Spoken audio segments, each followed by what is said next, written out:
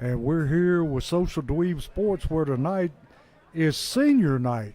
And T will be carrying that where you can watch in. And there are 10 seniors that are going to be graduating this year. And we're just going to leave it and then let you see senior night.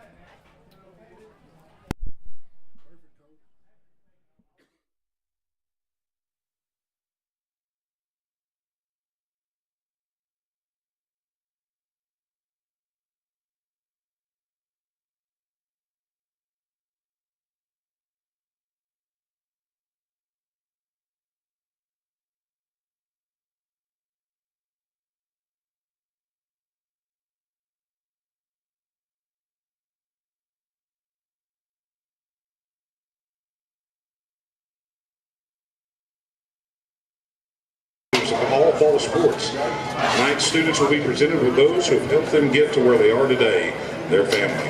We thank each of them for their time and dedication to Springfield High School. They will all forever be Yellow Jackets. First, we'd like to recognize members from our football team. Starting off with Max Baldwin, number 55, senior football player. He is escorted tonight by his parents, Sarah and Jeremy Baldwin. Max has played football as a Yellow Jacket for 4 years. Ladies and gentlemen, Max Baldwin.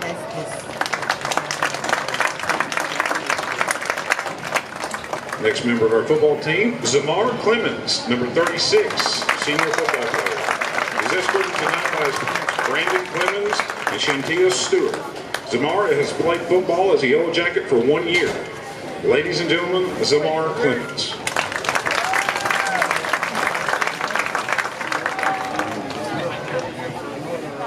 Our next football player, Clarence Cobbins, number 24. Clarence tonight is joined by his parents, Lakeisha Bland and Clarence Cobbins. CJ has played football as a Yellow Jacket for 4 years. Ladies and gentlemen, CJ Cobbins.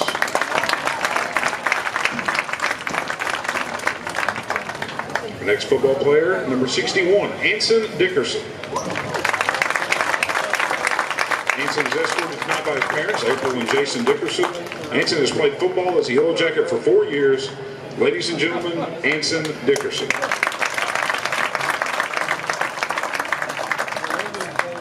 Our next football player, Alan Dickerson, number 67. Alan is escorted tonight by his mother, Miss Rosie Lynn Dickerson. Alan's played football for the Yellow Jackets for 3.5 years. Ladies and gentlemen, Alan Dickerson.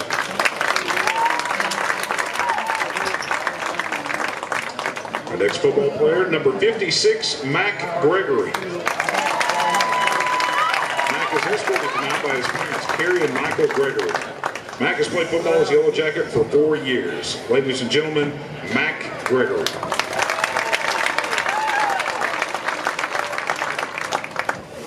Next is number 18, Trey Matthews. Trey is escorted tonight by his father, Ronnie Matthews Jr. Trey has played football as a Yellow Jacket for 1 year. Ladies and gentlemen, Trey Matthews.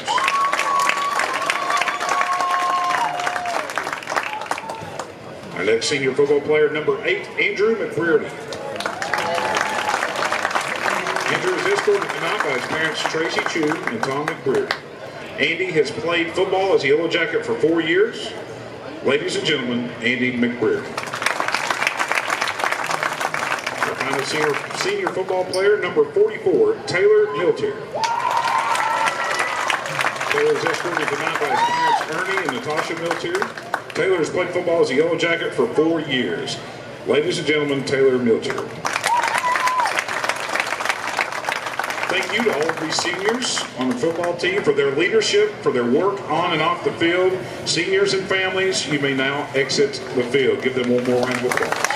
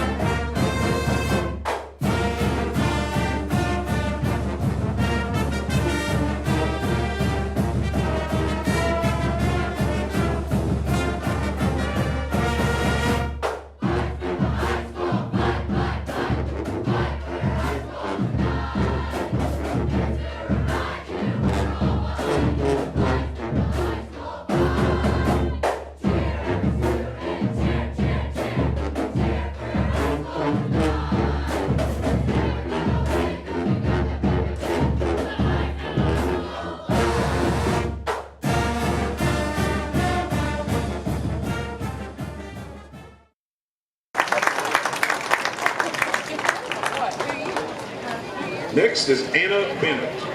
Anna is escorted tonight by her parents, Tammy Bennett and Dennis Bennett. Anna plays the French horn and mellophone and has been with the band for 4 years. Ladies and gentlemen, Anna Bennett.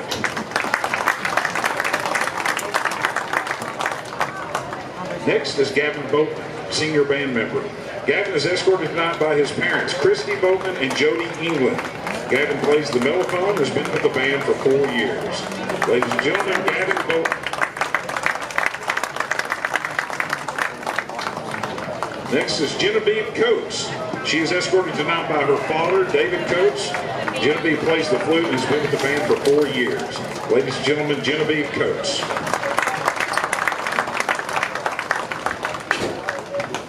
Next is Derek Davidson. He's escorted tonight by his parents, Heather and Marvin Davidson. Derek plays the sousaphone and has been with the band for 4 years. Ladies and gentlemen, Derek Davidson.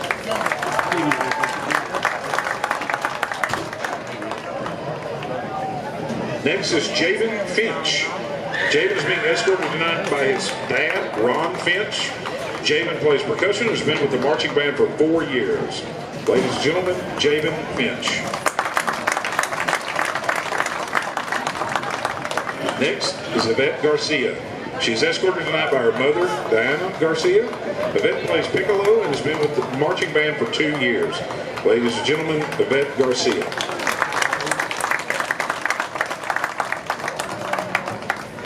Next is Peyton Hopper. Peyton is escorted tonight by his parents, Heather and Rodney Hopper. Peyton plays the sousaphone and has been with the marching band for 3 years. Ladies and gentlemen, Peyton Hopper. Next is Brandon Jones. Brandon is being escorted tonight by his parents, Brandon and Marisol Jones. Brandon plays the euphonium and has been with marching band for 2 years. Ladies and gentlemen, Brandon Jones. Next is Gemma Lopez. Gemma is being escorted tonight by her mother, Zenobia Lopez. Gemma plays the alto saxophone and has been with the marching band for 3 years. Ladies and gentlemen, Gemma Lopez.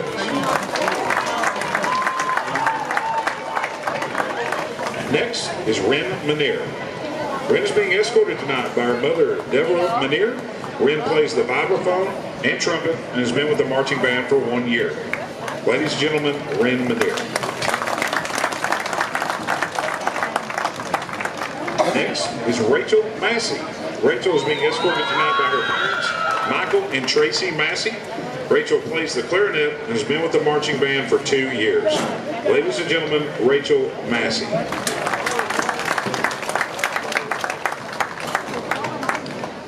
Next is Justin Mayo. Justin is being escorted tonight by his parents, Jennifer and TJ Mayo. Justin plays the mellophone and has been with the marching band for 4 years. Ladies and gentlemen, Justin Mayo.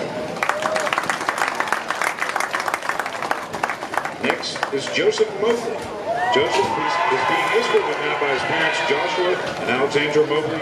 Joseph plays the trombone and has been with the marching band for 3 years. Ladies and gentlemen, Joseph Mobley. Next is Caleb Moses. Caleb is being escorted tonight by his parents, Angela and Jeremy Moses. Caleb plays the trumpet and has been with the marching band for 4 years. Ladies and gentlemen, Caleb Moses.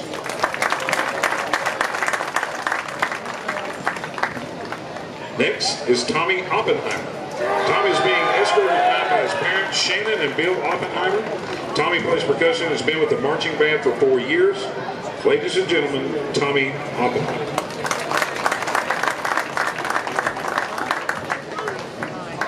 Next is Eric Ponce Barrera. Eric is being escorted tonight by his mother, Leticia Barrera Ramos. Eric plays the trumpet and has been with the marching band for 4 years. Ladies and gentlemen, Eric Ponce Barrera. Next is Grace Resnikoff. She's being escorted tonight by her mentor, Savannah Ambrose. Grace is a member of the Color Guard and has been with the marching band for 2 years. Ladies and gentlemen, Grace Resnikoff. Next is Kamaria Scott. Kamaria is being escorted tonight by her mom, Lakeisha Hicks, and granddad, Billy Hicks. Kamaria plays the clarinet and has been with the marching band for 3 years. Ladies and gentlemen, Kamaria Scott.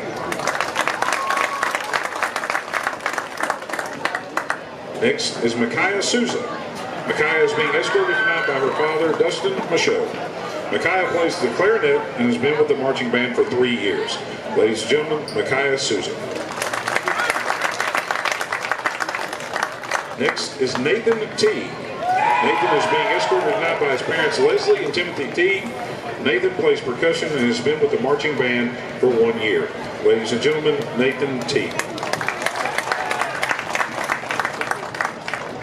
Next is Jackson Bertrees. Jackson is being escorted tonight by his parents, Christy and James Bertrees. Jackson plays euphonium and has been with the marching band for 4 years. Ladies and gentlemen, Jackson Bertrees. And our final marching band senior for tonight, Blaine Webb. Blaine is being escorted tonight by his mother, Kelly Webb. Blaine plays trumpet, has been with the marching band for 4 years. Ladies and gentlemen, Blaine Webb. Thank you to our senior class for all of their hard work. We salute you on your senior night. Band members and families, you may exit the field at this time. Give them one more round of applause.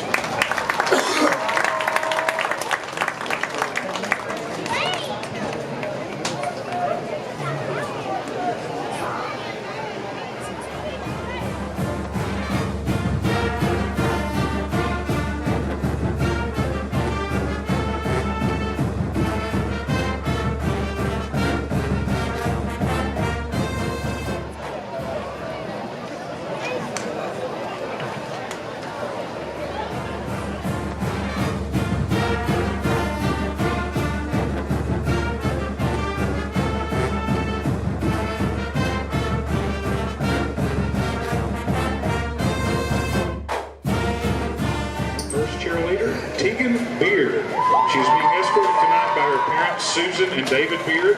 Tegan has been a member of the SHS cheerleading squad for 4 years. Ladies and gentlemen, Tegan Beard. Next is Maddie Bush. Maddie is being escorted tonight by her parents, Kelly Bush and Jerry Bush. Maddie has been a member of the SHS cheerleading squad for 3 years. Ladies and gentlemen, Maddie Bush.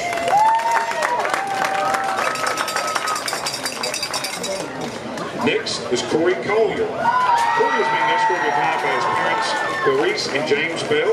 Corey has been a member of the SHS cheerleading squad for 2 years. Ladies and gentlemen, Corey Collier.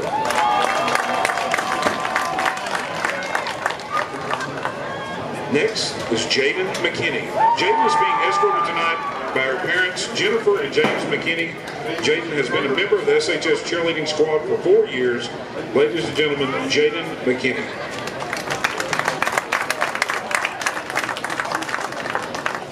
Our last cheerleader to be recognized tonight, Lillian Woodall. Lillian is escorted tonight by her mother, Angela Woodall, and remembering her father, the late Jason Woodall. Lillian has been a member of the SHS cheerleading squad for 4 years. Ladies and gentlemen, Lillian Woodall. We'd like to thank all of our senior cheerleaders for their years of dedication and cheering on these sidelines under the Friday night and Thursday night lights.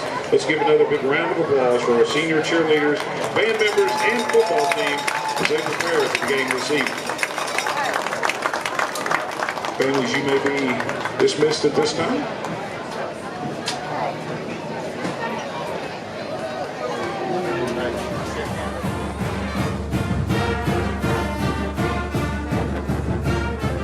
Country team, girls soccer, and volleyball teams. They have worked tirelessly through their season. We want to recognize them tonight for their hard work.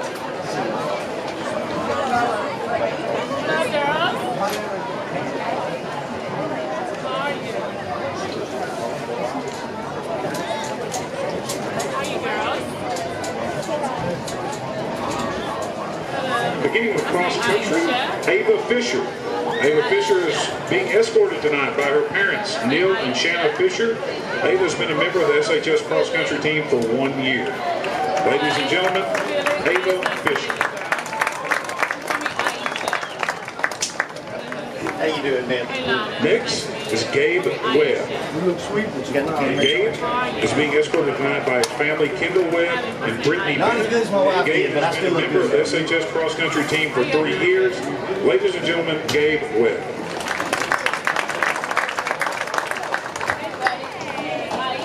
Next is Lyriel Wilding.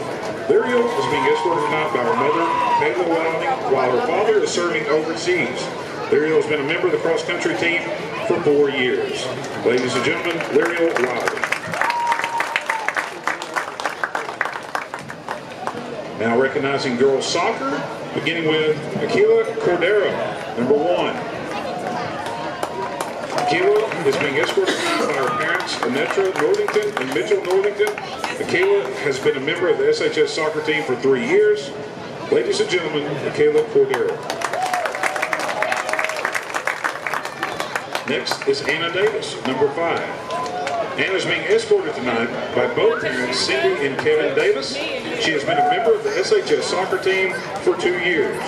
Ladies and gentlemen, Anna Davis.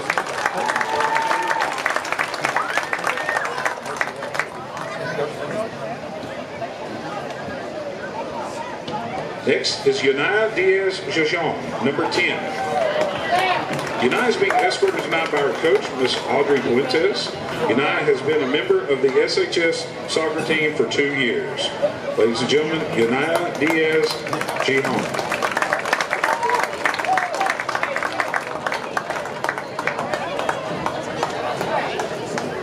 Now, recognizing members of the volleyball team. Number 7, Emmeline Collins.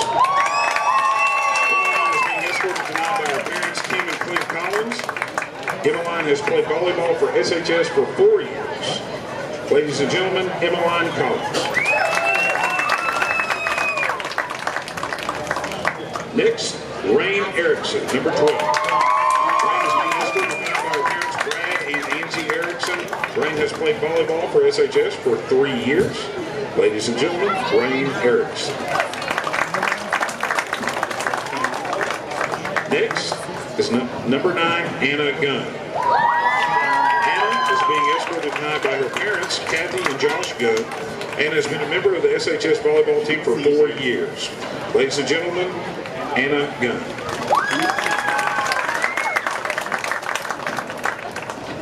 Lastly, our final senior for the volleyball team, number 15, Mary Brooke Head. Mary Brooke is being escorted tonight by her father, Jason Head. Mary Brooke has been a member of the SHS volleyball team for 2 years. Ladies and gentlemen, Mary Brooke Head. Congratulations to all of our seniors in their senior seasons and their work on the field. Let's give one full round of applause for the class of 2023 senior athletes. Seniors, you may now exit the field. Thank you for joining us this evening for tonight's senior festivities, and go Jackets.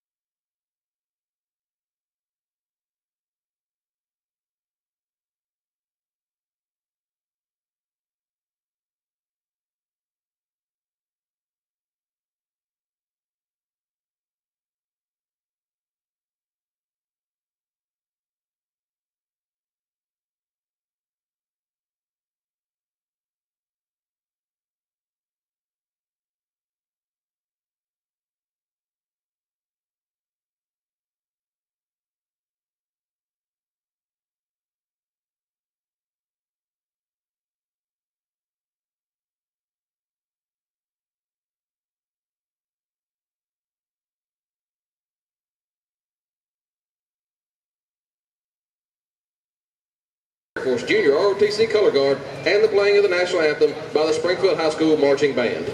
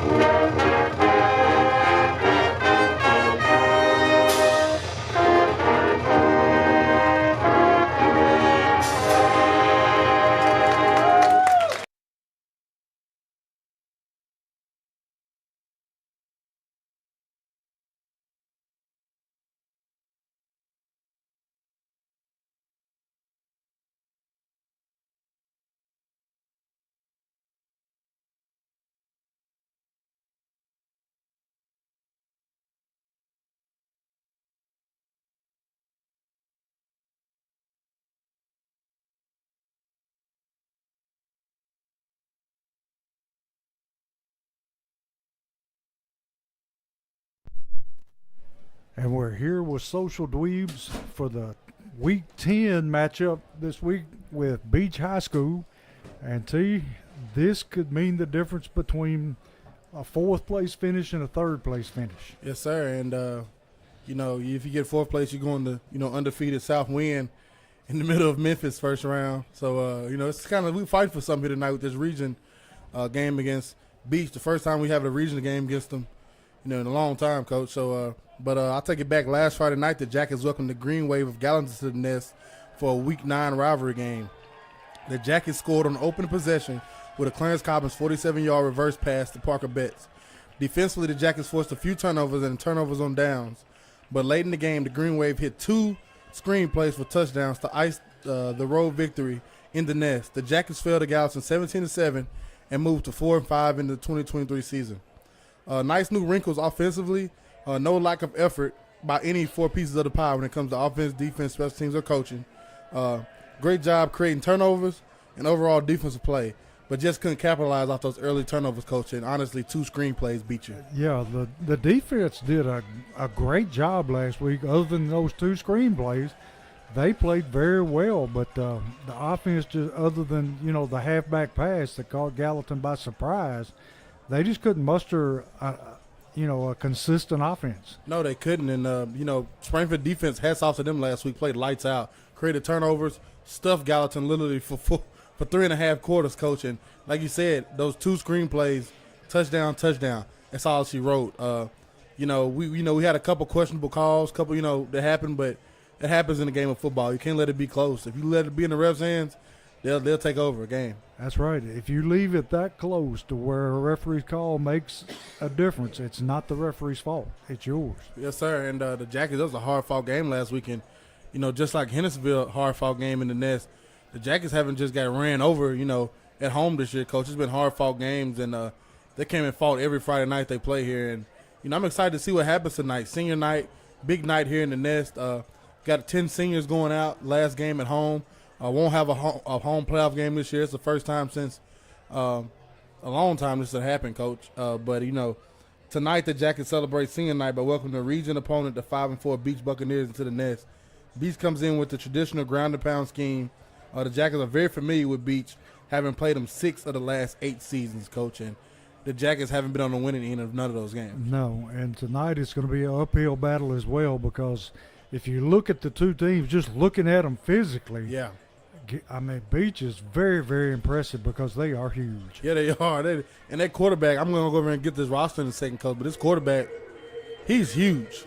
I seen him pregame. I was like, if all they got to do is run quarterback, sweep right, quarterback. I thought Devin Crenshaw was a big boy. Yeah. That is a grown man they got at quarterback, and they don't have a lot of seniors on their team, Coach. You may need to suit up down there, T. Somebody got to lay a hat on him often and early. If not, Coach, if these guys get to running downhill and having confidence, maybe a long night for the Jackets. I'm looking forward to these Jackets front 7 stepping up and laying hat early to let Beech know that they're here and they're going to try to stop that run. Yeah, Duru and Max Baldwin and Gregory and all that bunch. Yes, sir. Reynolds and Lee at linebacker, they got to step up and come down here and make plays tonight. They're going to make the difference tonight. Yes, sir. So we're just waiting around on the referees right now, and Beech dressed in their all white, and the Yellow Jackets in their gold jerseys and black pants. Beech looking like Auburn here, Philip. I don't particularly like Auburn either, But I told Philip, they look like Auburn out there. Yeah, they do look just like them. They're man. about the same size. They got some big boys on that team, Coach, and I'll go over the roster in a second, of course, when they come out and I can actually see the guys, but their starting quarterback tonight will be number 13, the sophomore, Coach, Caden Powell. Starting quarterback, Caden Powell, a sophomore, Coach, 6'4", 240 pounds. And we thought that guy last week was big. 6'4", 240 as a sophomore. And last week's quarterback was a sophomore also, wasn't he? Yeah. So we got these guys we got to see for a while around here, Coach. Here come the Jackets. Jackets carrying sledgehammers tonight, T, and they may need them. The captains always come out that sledgehammer. That's nice. And they go to Beech Buccaneers. Beech carrying about 85 strong, coach. About 80, Yeah. about 80 players, man. And it's a great atmosphere here tonight for senior night. And I was talking to Coach Wilson yesterday on Locker Room Talk. We haven't had no games at home this year. You know, we're used to playing late season games against Northwest and teams like Kenwood. And that side, you may see about 20 fans over there. Yeah. Not this season, Coach. Every home game we've had, that side over there has been jam-packed. From Greenbrier, Station Camp, Hendersonville, Gallatin, and this week against Beech. You can't ask for a better home slate. No, and none of the Clarksville schools carry a big crowd except maybe for Clarksville High. Clarksville High and Northeast usually have a good crowd, you know. But other than that, and Northeast is sometimes shaky, you know. Yeah. But other than that, you're not going to get much, definitely not on the road late in the season. And you look over at that Beech crowd, it's packed, Coach, and we're not even to kick off yet. Just the same way as you got a Springfield crowd. You can't beat that as a high school player coming out and playing in front of a full stadium every Friday night. The atmosphere is definitely electric tonight. Yes, sir.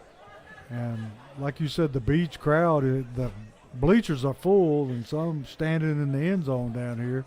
But the field is immaculate. They have honeycombed the end zones and put the seniors' number inside the honeycomb. Yeah, they have, and that's the only paint they've done this week, Coach.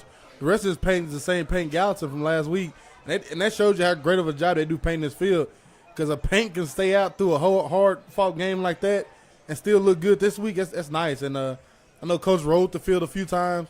Playing surface perfect out there tonight. It's going to be a great atmosphere for both these teams to come compete tonight in the region play. And see, what are going to be the keys to tonight other than getting the ball to Cobbins? I don't care. That's going to be my last key, Coach, always. That's going to be my third key to the game. My first key is don't help them and start fast. You know, they don't need no help. They're the Gallatin. They're the Beach Buccaneers. They're, you know, come from 6A, hard nose, run downhill, stop it if you can. They don't need any help. You know, you can't give them no early, penalties. You can't just, turnovers, none of that. You come play ball, do what you got to do, and start fast. My second one will be special teams. That's how Jackets might win this game tonight, Coach. Special teams setting your offense up. You know, the Jackets offense ain't going to drive 80 yards down the field, Coach. That's not what they've done. They've not done it all year. You got to get some on special teams by Clarence Cobbins and give them an opportunity to have a short field and capitalize off of it. And we have to be opportunistic. If Yes, there's sir. a turnover, we have to turn it into points. And I got you captains. Number 8 for them, Michael Parson. And Springfield is going to receive. Number 1, Ruben Stanberry. Number 21, Chandler Westmoreland. And number 64, Andre Lunsford, a Springfield native, Coach. Yeah. Went to Springfield Middle School, and then We can can sure went to Beech use High him. School. Yeah, Andre's sitting there now, 6'2", 270 pounds, Coach, and he's a senior. We need to draft him back. And for the Jackets, as always, captains for the night, number 55, Max Baldwin, number 56, Matt Gregory, and number 24, Clarence Cobbins, the seniors celebrating senior night tonight. And see, you would think that Springfield may have some more tricks up their sleeve tonight. You would think, Coach, and the Jackets, like you said, we're fighting for third and fourth place tonight. Because I don't know, did they beat Hendersonville? Yeah, they beat Hendersonville. So, but we're still fighting for third and fourth. Yeah, they beat Hendersonville, got beat by Henry County. in overtime by the Philly Special, just like we did last season. Same for the exact play. For the region. So, that this is a game that matters. Usually in the past, this game hasn't mattered for the Jackets. Last year we seen Devin Crenshaw go down early in that game, and the Jackets kind of just, melted it away, chalked it up as an L, and got ready for the, region play. But not this time, Coach. This is region ball, and it means something. And here's the kickoff. They're going to be a high end-over-end kick. Going to be fielded by Cobbins. Special Cobbins team. finding some room. Takes it up the sideline. Going to be shoved out of bounds short of the 50. And he had one man to beat and just run out of room. That's exactly what we need, Coach. Exactly. Springfield going to be starting a great field position to about the 40. Well, they're going to take it back to about the 44-yard line, where it'll be 1st and 10 Yellow Jackets. Until you can already see Beech going to be crowding the line of scrimmage. Cobbins in motion. Got a hand to the tailback. And I think that's Philippe. And we got a penalty flag right off the bat coming in from the back. Personal foul, face mask on Beech. So that'll result in a Holman Jewelers first down.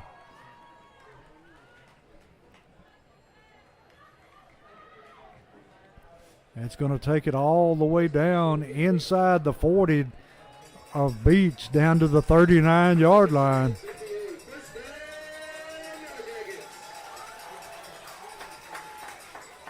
And once again this week we see Philippe starting in the backfield. And not a better, couldn't ask for a better start for the Jackets offensively. We Yeah. talked about it. That was my second key of the game, special teams. The way you're going to be able to beat a good Beach team like this is getting them on special teams. Look at that D-line, Coach. Look at our O-line. They're towering over. Yeah. Only way you can be complimentary, play complimentary football, get your special teams to help your offense. Even their linebackers are towering over They our are. linemen. And they are all within about 5 yards of the football. Betts looking to throw under pressure, going to be sacked and taken down for a loss. And they just caved that pocket in. Had nowhere to scramble to. Going to lose about 10 yards on the play. Be second down at about 20. And we're going to have to throw the football some just to keep these people honest. Yeah, so you're going to have to, because like you said, Coach, you come out first play of the game to a stacked box with literally two corners playing man and a safety in the middle of the field who's literally 10 yards from the line of scrimmage. Yeah. Second down, and we'll say 17. Quarterback going to roll to his right, looking to throw. Throws it, hits Cobbins in the flat, and they knock Cobbins out of bounds at about the 34-yard line. Nice pitch and catch that time by Betts and Cobbins. They were able to get him out of the pocket where he could see. And that's where he's most comfortable all season, Coach. He throws much better on the run. Yes, sir. I think he has, not as much, I got to get it there because I also have the option to just tuck it and run. So it'll be third down and 5 for the Yellow Jackets from the 34-yard line of Beech.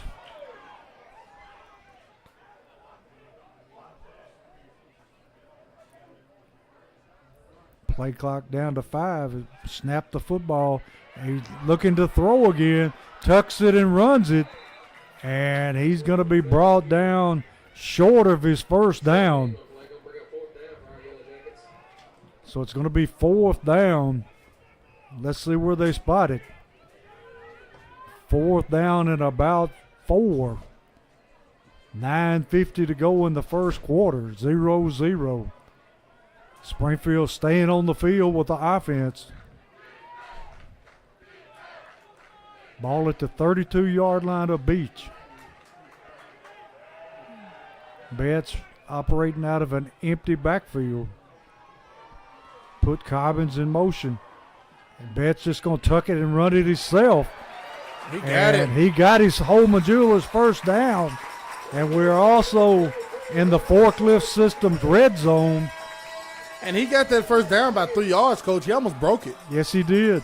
They brought him down by one leg.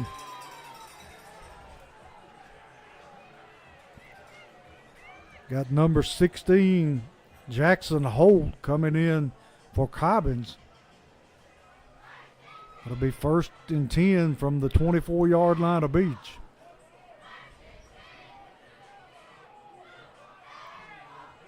And see, they must have a lot of faith in these cornerbacks because they're up pressing tight. Yes, sir. Got a hand to Philippe, and he's going to pick up about 2 or 3 yards. And I love how the Jackets are playing offense right now, Coach. They're mixing it up. Yes, sir. Take your time. No rush. Milk that clock and get what you can. And try to set up third and fourth and manageable. That time they were able to pick up 3 yards over left guard Going to be second down 7. 8 minutes and 17 seconds left in the first quarter.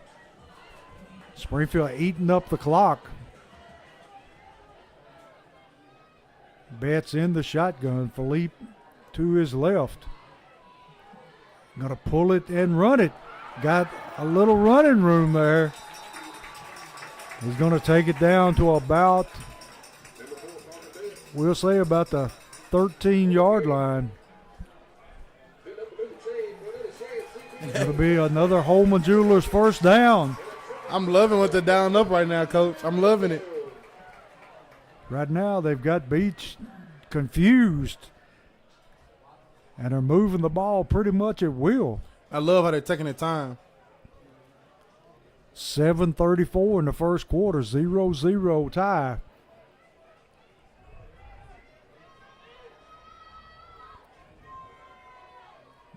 Betts going to keep it himself again. This time going to be hit right about the line of scrimmage. Not much there. And Springfield running almost exclusively to the left. Yes, sir. They see something they like, Coach. Yes, they do. And if it ain't broke, don't fix it. That's right. Run it till they stop it. Going to be second down and 8. Ball on the 11-yard line.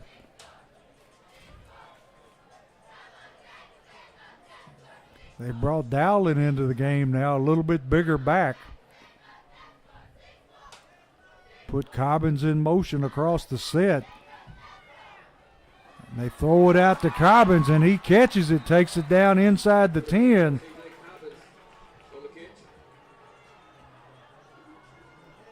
Going to take it down to about the 9-yard line. Going to be third down and about 5. Take a big third down here. Yes, sir. And of course, you know with Coach Wilson, this is 2-down territory, Coach. Yes, we need touchdowns, not field goals. Ball on the 4-yard line. Your 2 best plays, give them to me right now.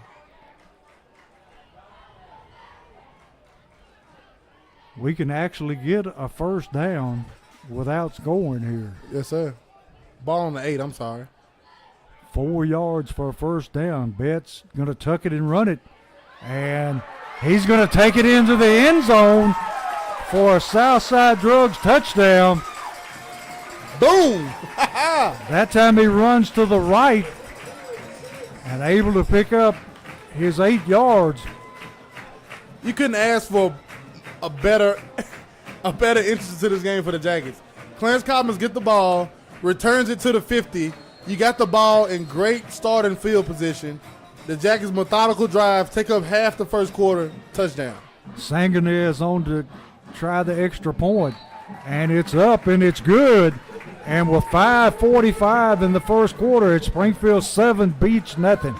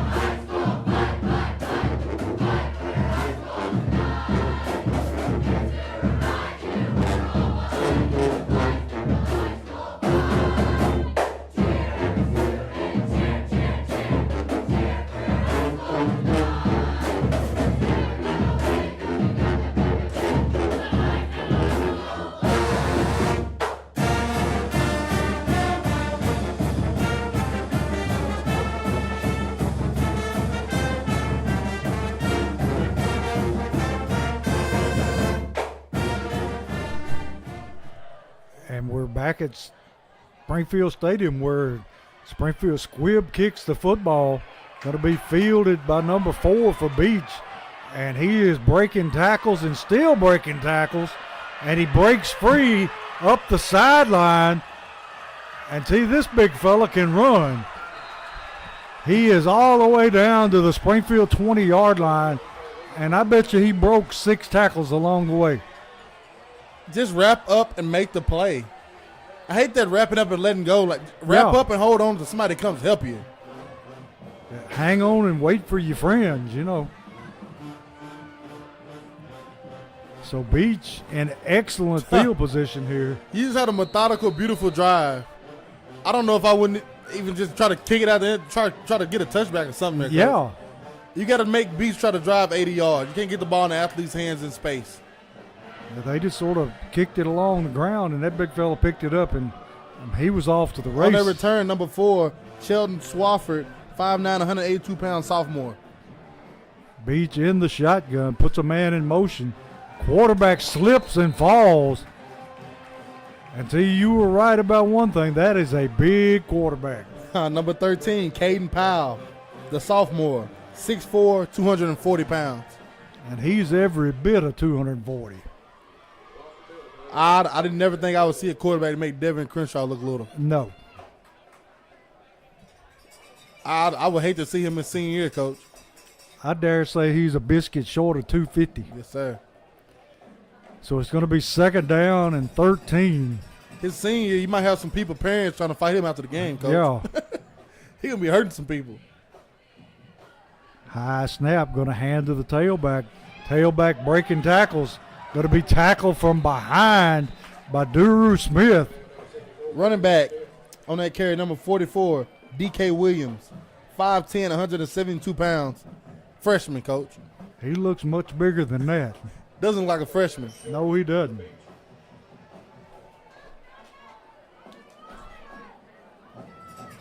So it's going to be 3rd down and 1 for the Buccaneers. And they're going to run the jet sweep. And he breaks to the outside, and he's going to be just short of the goal line. But he will have his first down. It'll be 1st and goal from the 1.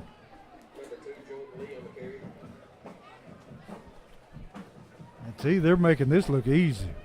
Well, when you start on your 20, Coach, it don't take much. No, it doesn't.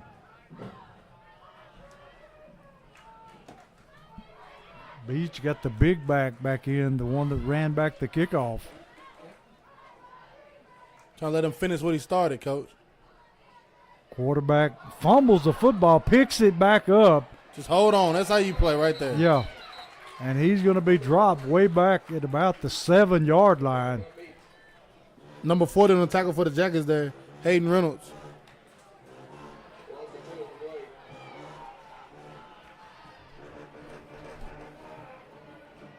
So now it's going to be 2nd and goal from the 4. That quarterback has had footing issues here in his first drive, Coach. Yes. And having a little trouble with the snap. Yes, sir. And Dewar earlier running down that running back, Dewar hit him. He kind of bobbled that ball a little bit. Dewar put a lick on him. And quarterback going to get the football, just going to keep it. And he is going to barrel his way into the end zone, but there is a flag coming in. They're going to get a holding. Yep. It's going to be a hold against Beech. So it's going to back them up.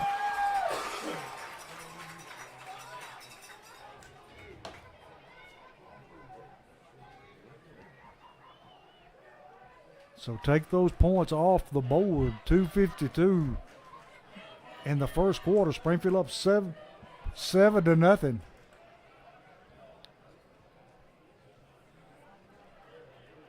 Going to be 2nd and goal from about the 11-yard line.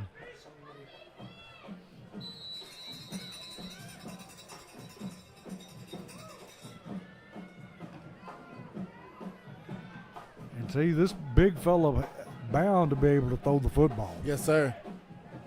He's in an empty backfield, put a man in motion. Going to hand it to him on the jet sweep. Hurdles one man. Going to be tackled there.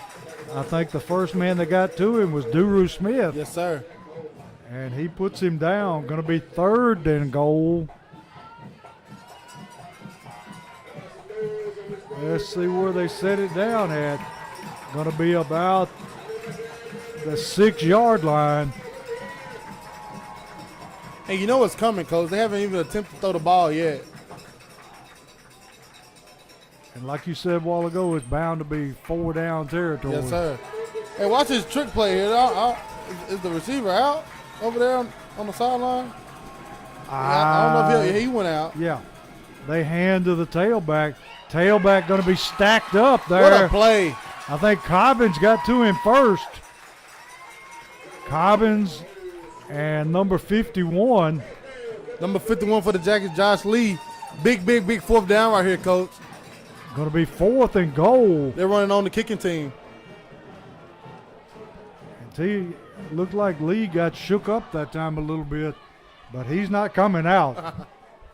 And they run on the kicking team, Coach. You remember last week, one of the best kickers we've seen missed one down here on this end. If he's any better than Gallatin's kicker, I don't want to see him. Snap's good. Kick is up, and the kick is good. So we'll count that one as a win for the Springfield defense. Definitely when you start on your 20-yard line, Coach. So with 1:19 in the first quarter, it's Springfield 7 and Beech 3.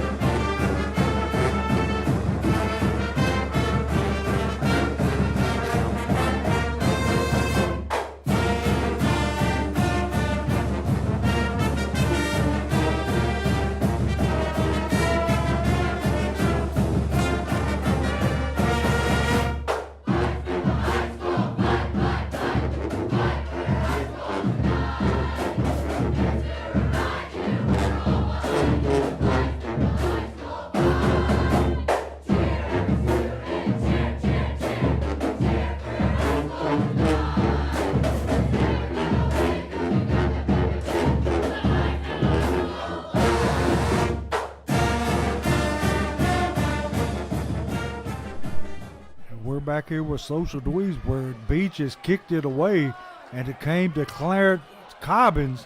And Cobbins cuts it upfield again, and another good return for Cobbins. Takes it out close to the 40-yard line of Springfield. And their kicker is unusual. He doesn't even take a full run at the football. He doesn't. He just takes 3 steps and kicks it. And puts it high as he can. And, and Cobbins, at first when Cobbins had to get like the 5, that one he ran up on about the 15-yard line. And you give Cobbins a running start, you're asking for trouble. Yes, you are. He had a wall of blockers that time, and he almost broke another one. And we got a quarterback change here for the Jackets. The freshman, number 11, Kason Woodson. Woodson with Cobbins in motion. Gonna hand it to Dowling, and did the football come loose? Yes, sir. Dowling coughed that one up. 69 for Springfield on top of the football. Number 69 for the Jackets. Sophomore, Cortavius Herring. Johnny on the spot that time, Coach. Could have been bad. And I don't know if Betts is hurt or this is just a change up or. Betts isn't hurt. He's standing on the sideline. And like we said, we have now in a quarterback, the freshman, 5'8", 185 pounds, Kason Woodson. And he's gonna be a good one. He has an arm. Yes, he does. Gonna be second down at 11.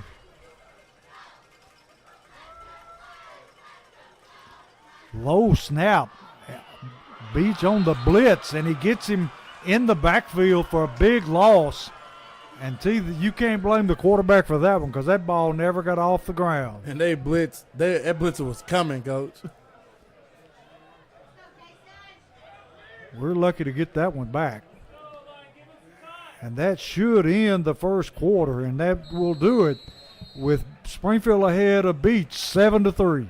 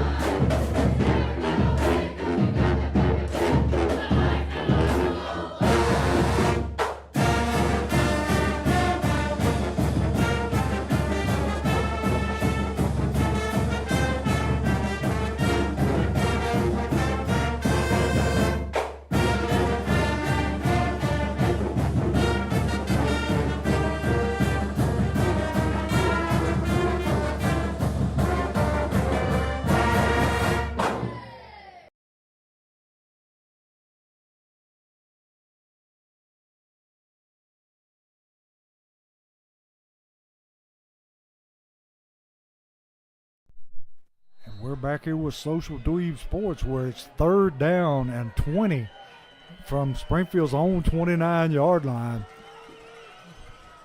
Woodson in at quarterback. Put Cobbins in motion. Woodson looking to throw. Throws a dart down the right sideline just ahead of Cobbins and out of his reach. But see, that was a pretty ball. Yeah, it was, Coach. Just put a little more air up under it. Yes. I mean, that's his first attempt of the night throwing the football, so. But I would like to see it again. That's a tight spiral, I'm telling you.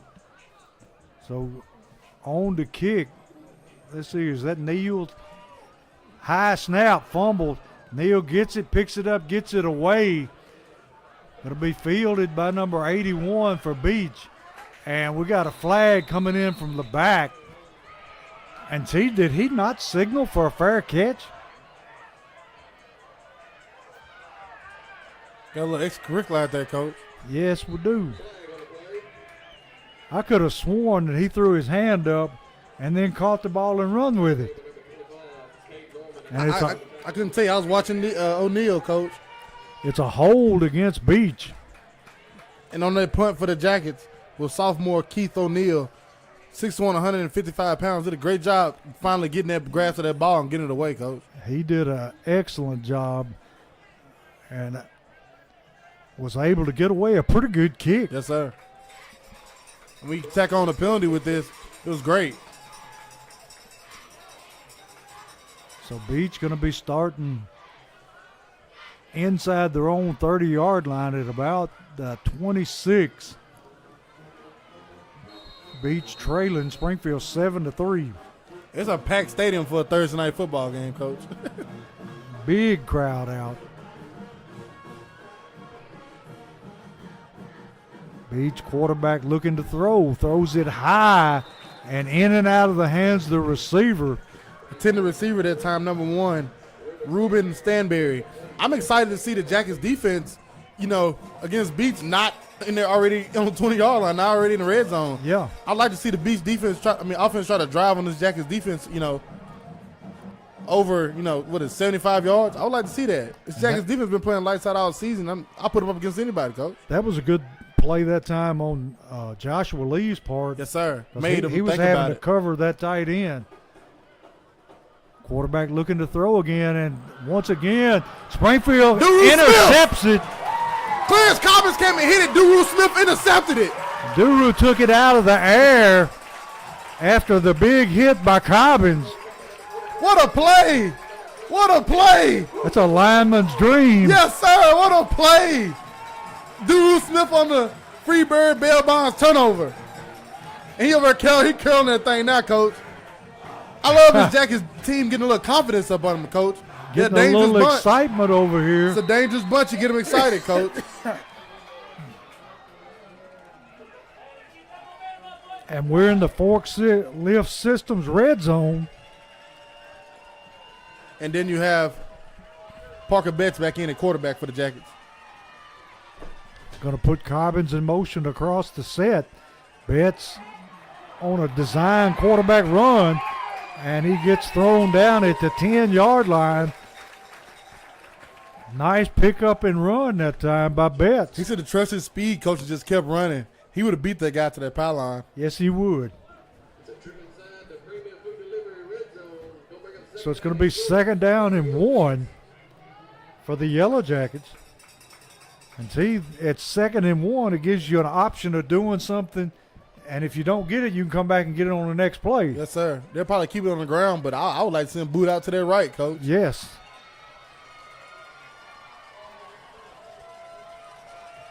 Going to put Cobbins in motion. High snap, hand to Cobbins on the jet sweep. And Cobbins has his first down. A Holman Jewelers first down. Once he squared his shoulders up, he was able to pick up his first down. And see, when he runs, he delivers the lick. Yeah, he does. He doesn't take it. Haven't seen anyone get a clean hit on him all season, Coach. No. Be 1st and goal from the 6-yard line.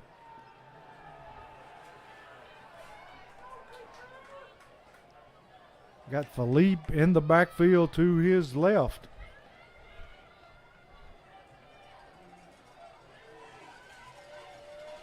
Betts going to hand to Philippe. Gets hit in the backfield. Number 0 for Beech in on the tackle. 9:51 in the half. Springfield up 7-3. Threatened to score again. Bringing in the bigger back Dowling. It'll be 2nd and goal from the 7.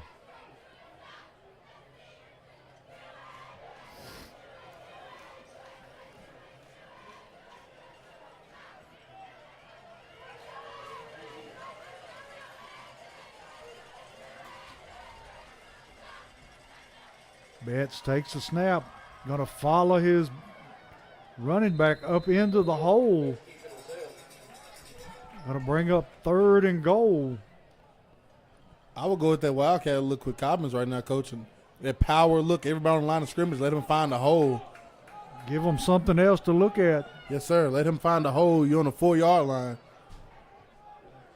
Now you talk about taking somebody for surprise. If he were to throw that jump pass, Yeah, that's a wrinkle right there, Coach. I'm telling you. And I think they giving me what I want, Coach. Yes, they are. Cobbins in that Wildcat formation, heavy to the right. Put a man in motion, and he's looking to throw. Reverses field, cuts up field, and he's going to take it down to the 1, but there is a flag on the play. It's an illegal shift against Springfield. How? What was it? I thought everybody was set. Unless somebody raised up, I don't know.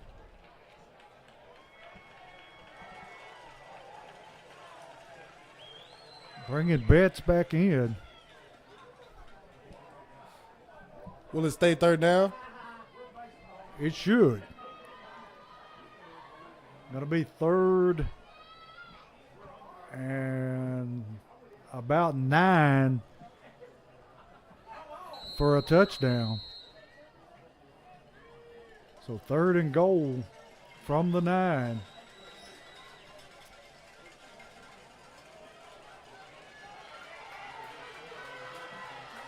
Got twin receivers to each side of the field. Going to put Cobbins in motion. High snap. Betts rolling to his right under pressure. Throws it out of bounds. I'm just glad he got rid of it that time, Yes. Coach. Great idea right there to throw it out of bounds because he didn't have anybody open. And Springfield bringing on the field goal unit with Sangonez.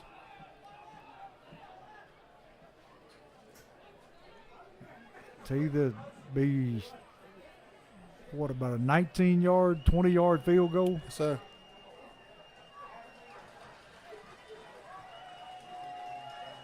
Sangonez ready. Snaps good. Kicks up. Kick's good. And the kick is good. So with 8:17 in the half, Springfield extends its lead over Beech 10-3. We would like to thank our great sponsors. Without them, this broadcast would not be possible.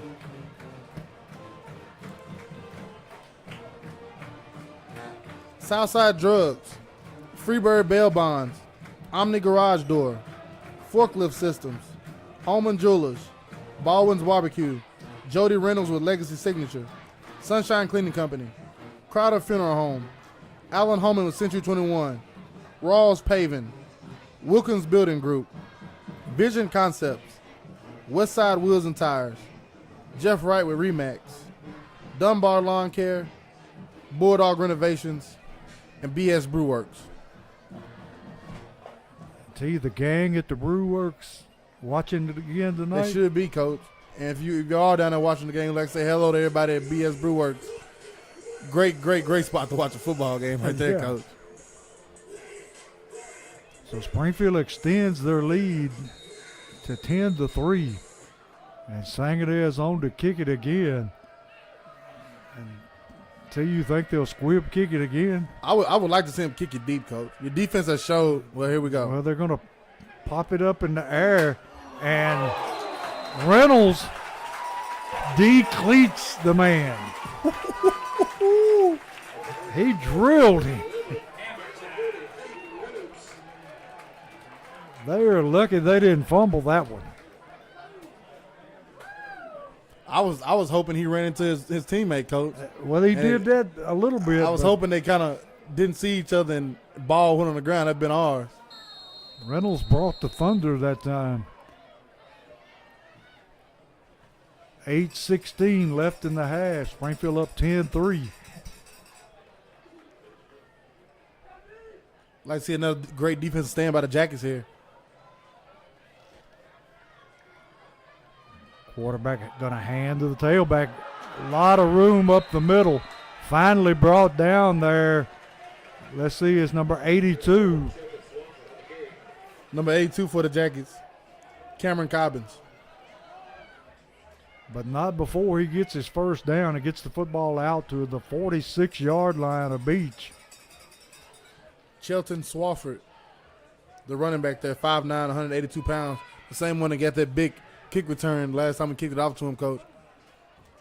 He's playing ball. He's running downhill, I can tell you. Yes, sir.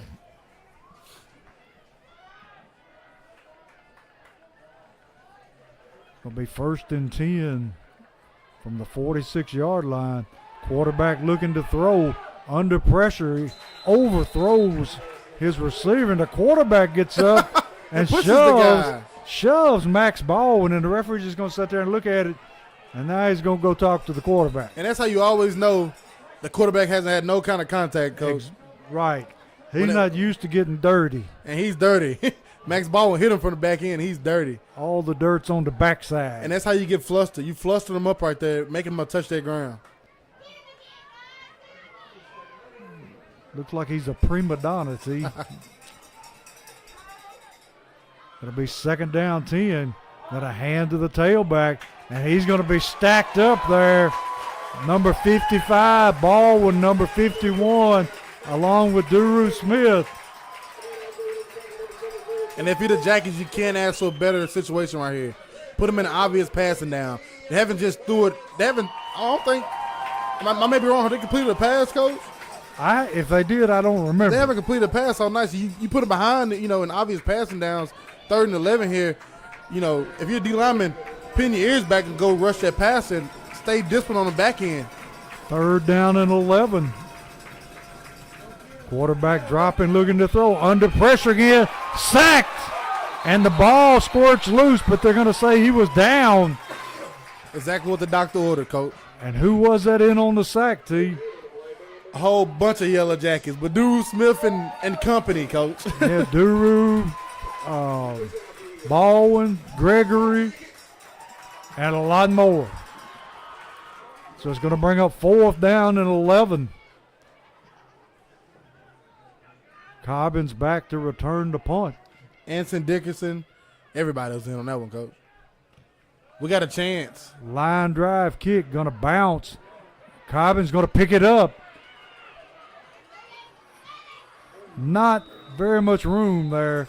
Makes about 5 yards on the return. I thought he was going to put his foot in the ground and go that way, Coach. That'd have been magical. Yes, it would. Because nobody was over there but grass.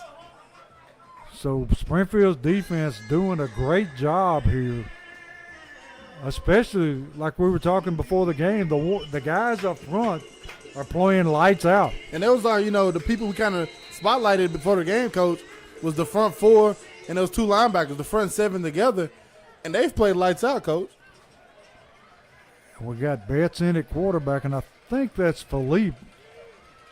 That's Woodson in the quarterback again, Coach. Yes, it is. Woodson rolling, looking to throw, and throws a strike. Woo! Out in the flats to Cobbins. What a ball. And he had some steam on that one. Hit him right at the sticks. You hear this Jackets crowd when they saw that? Everybody said, woo. This young man has got a cannon. It's a freshman, Coach.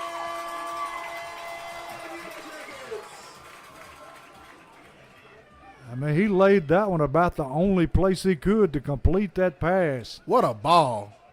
So it's Holman Jewelers first down. Jewelers first down. Number 11 on that one. Freshman Kason Woodson in the quarterback for the Jackets. Woodson waiting for the snap. Going to hand to Dowling. And Dowling not much there. Going to be hit in the backfield. See, we hadn't had a whole lot of success running up in the middle. No, sir, we haven't. He lost about a yard or two on that play. It'll be 2nd and 12. I think the Jackets have caught Beech off guard, Coach, to this quarterback They change. sure have. Parker Betts has done a great job running the ball tonight. And then you bring Kason Woodson in, and he just gives you a different dynamic with throwing the football. Woodson in the shotgun, looking to throw. Got a man over the middle. Hits Cobbins. Another strike.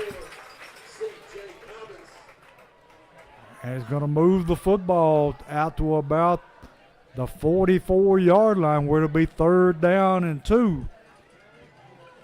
And see, this young man has got an arm. Yeah, he does. 3rd and 2 from Springfield's 43-yard line.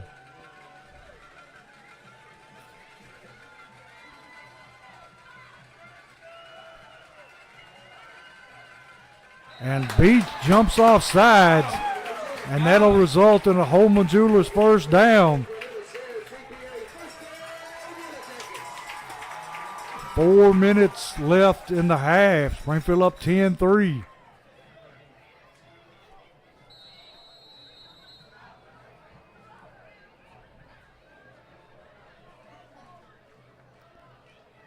If the Jackets can get points off his drive, Coach, we're cooking with hot grease. Yes, we are.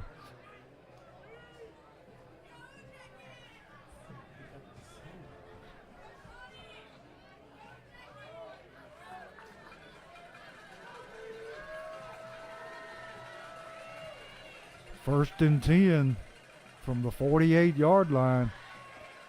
Going to put Cobbins in motion across the set. Woodson going to run the football. Flag thrown in at the last second. And see, this game is getting pretty chippy out there. Yeah, it is. A lot of shoving and pushing on the part of the Buccaneers. This is a Beech team, Coach, who's, a lot of these guys I remember from last year beating up on Springfield last season, Yes, Coach. wasn't all that pushing and shoving then. And the penalty's going to be against Springfield, it looks like.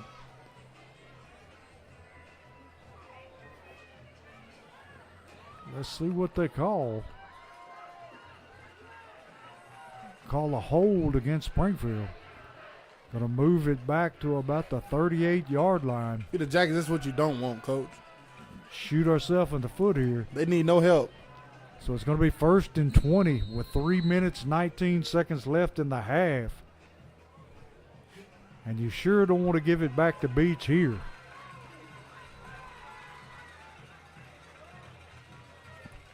Woodson still in at quarterback.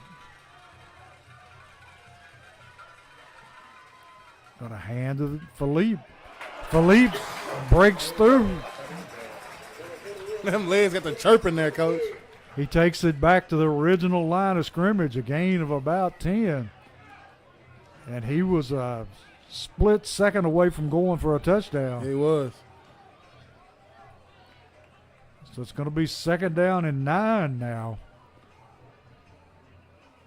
Pretty big difference going from 1st and 20 to 2nd and 9. Now you make it more manageable for yourself. And that clock is ticking. Winding down quickly. Woodson looking to throw. Under pressure. Throws it over the middle. Caught by Cobbins and knocked out of his hands. And he took a shot that time. And Cobbins coaching him up right now, Coach. Yeah, he is. He's letting him know, hey, it's this guy's first varsity experience in here like this, you know what I mean? In week 10 against Beech Buccaneers at quarterback. And Cobbins is telling him, hey, they're doubling me when I come over. Wait for the guy behind me. I'd like to see him throw to the little Cobbins. He's out here one-on-one. 3rd and 9, 2:14 left in the half. Beech showing blitz, and here they come. And throws it up, and incomplete. Trying to find Cobbins down the sideline. So it's going to bring up 4th and 9. 2 minutes and 8 seconds left in the half. Springfield ahead 10-3.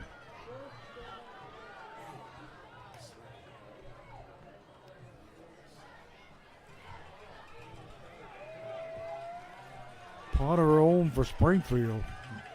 And it's snapped over his head. Second high snap. And this time he's going to have to run for it. And he's going to be brought down at the 36-yard line of Springfield. And see, that's 2 high snaps in a row. Every time, Coach, every time you think, we got something going, we can punt it away and pin them back and play defense, a mistake like that, it's going to cost you. Yeah. 9 times out of 10, it costs you. This defense got to stand up right here.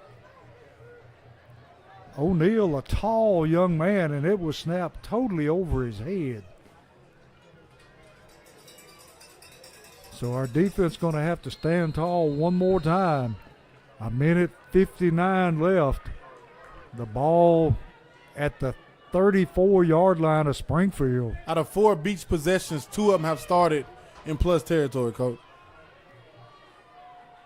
Quarterback puts a man in motion. Going to hand to the tailback. Got some running room outside. And he's going to take it down to about, let's see, he's close to the goal line, about the 1-yard line. Beech crowd wanted a touchdown. They said he hit the pylon, but his knee was not down going to be. Great run by him, though. They're running hard all night. Going to put it down at the 2. So it'll be 1st and goal from the 2-yard line. Beech trying to tie this up right before halftime. And we got timeout, Springfield. And we'll step away and be right back.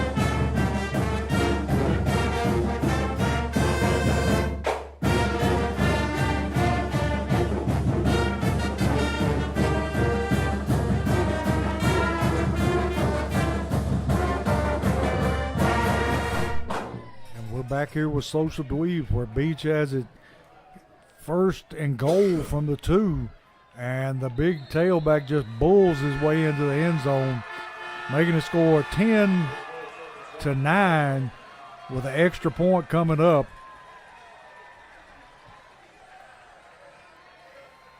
And they had a short field to work with that time. For the second time, and both times they had short fields, Coach, they've got points off of it. They sure have. Got a left-footed field goal kicker. Snap, and the kick is up, and it is good.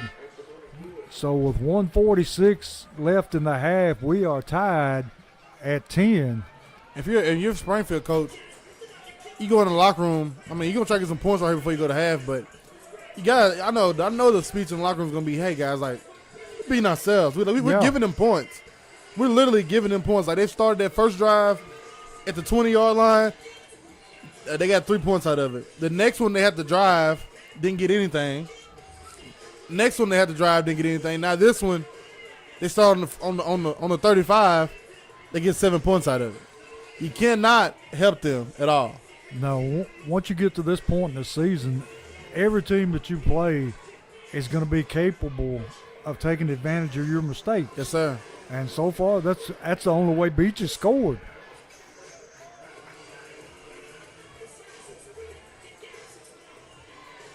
And I would doubt seriously if they kick the ball away.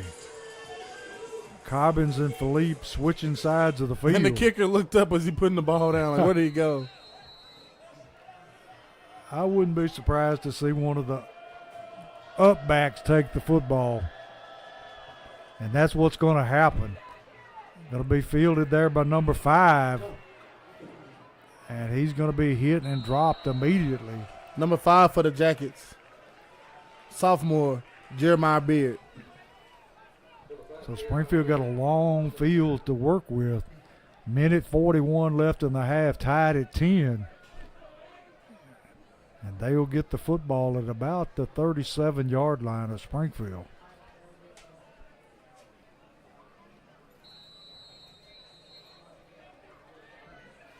Betts in at quarterback again, along with Philippe at tailback.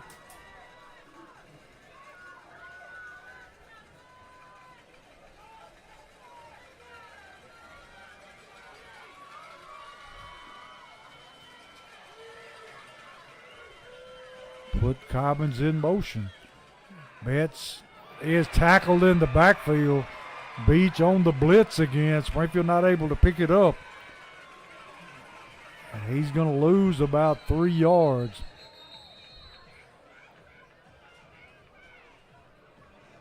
And we got to get a timeout. Got a timeout.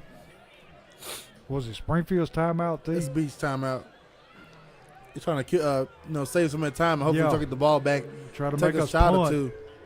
I mean, the Jackets coach, defensively, you played lights out, except for literally probably about 2 plays.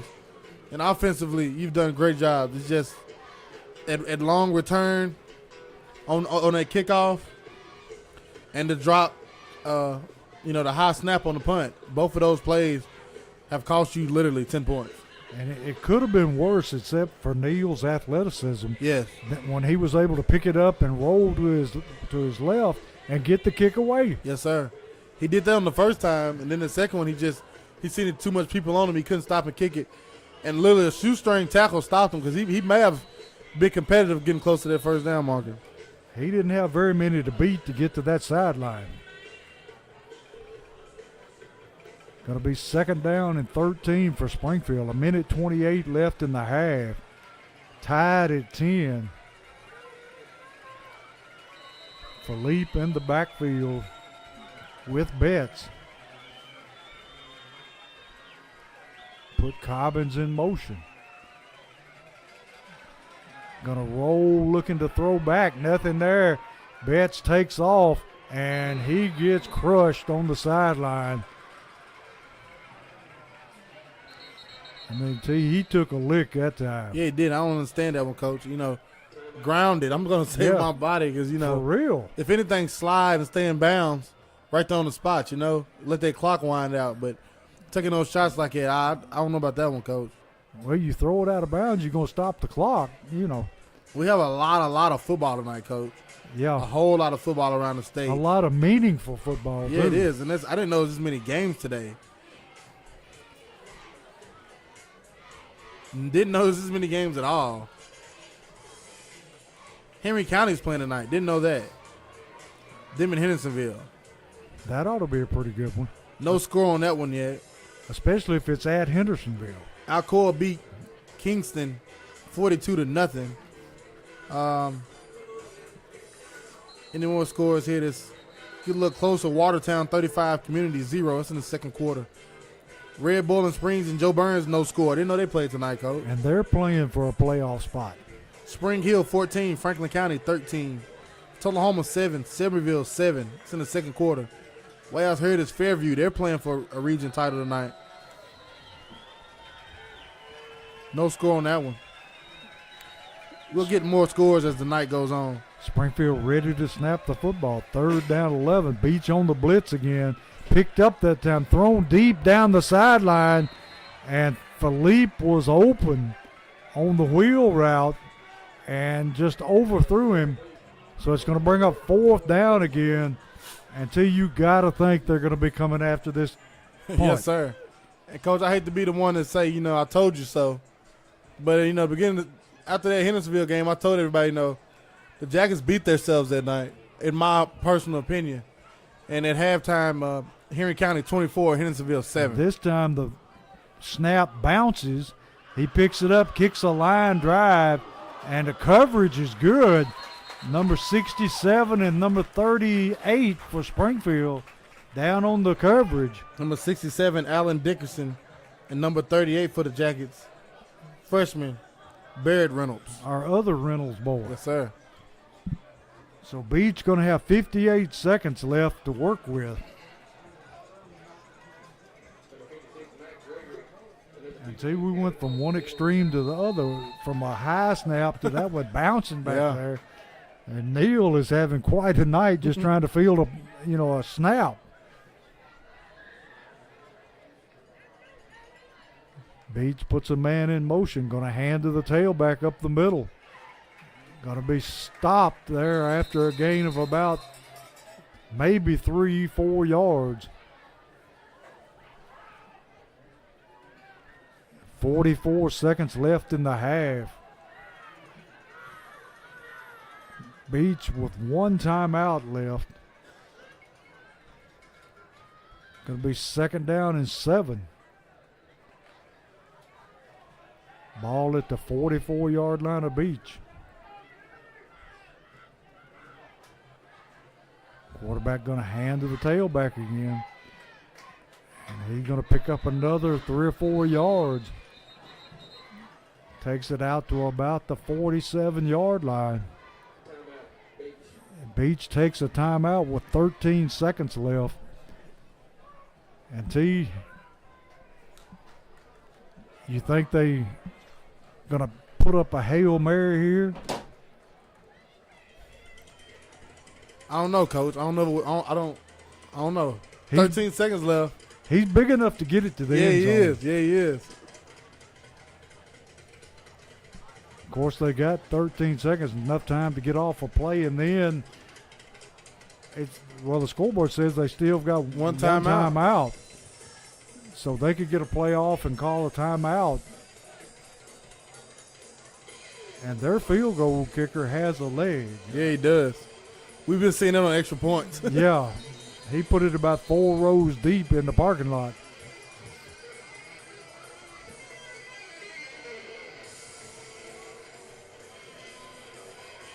So here we go for the last 13 seconds of the half.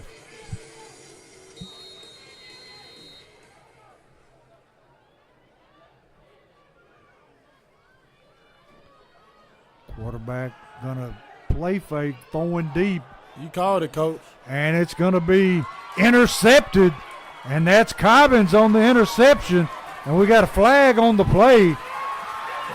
Cobbins gonna be taken out of bounds at about the 43-yard line of Springfield, and I think the flag is going to be a face mask.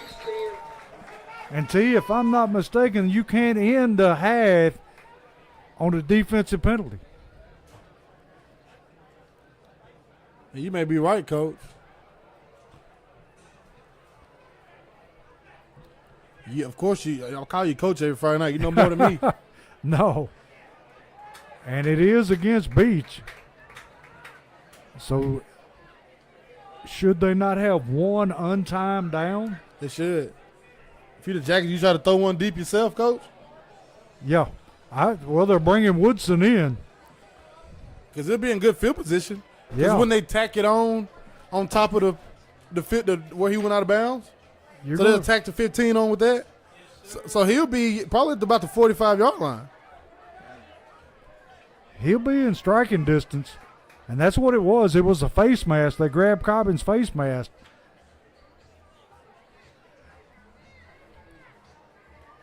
And we're going to have one untimed down. And if they mark the the penalty off, I don't. I guess they're gonna leave it right there. I don't. That's look like where it went out at. yeah. Unless they did it 5 yards. Did it a 5-yard incidental? I don't. Well, he turned his head around, so Beech confused here. Cobbin's going to throw the football, looking to throw, and he just throws it out of bounds because there was nowhere to go. And that'll end the half with Springfield tied with Beech at 10.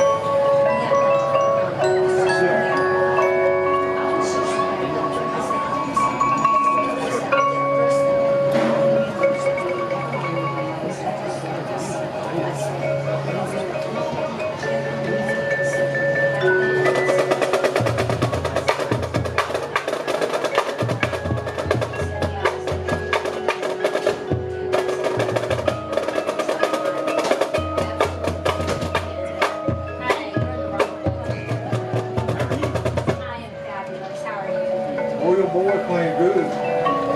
He done good tackle. He got killed it there. He's missed two big ones too that he done go He let him up. My nephew. This is on.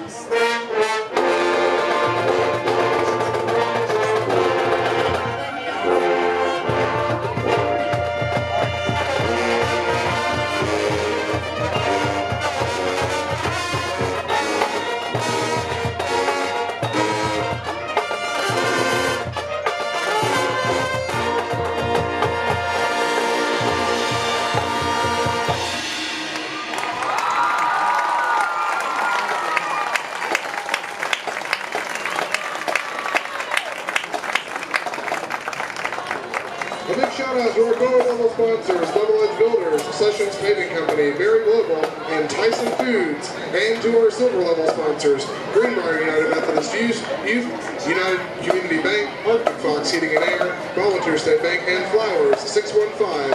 The becoming sponsor of the SHS Band, see a band member today. Give it up one more time for your Springfield High School Marching Band.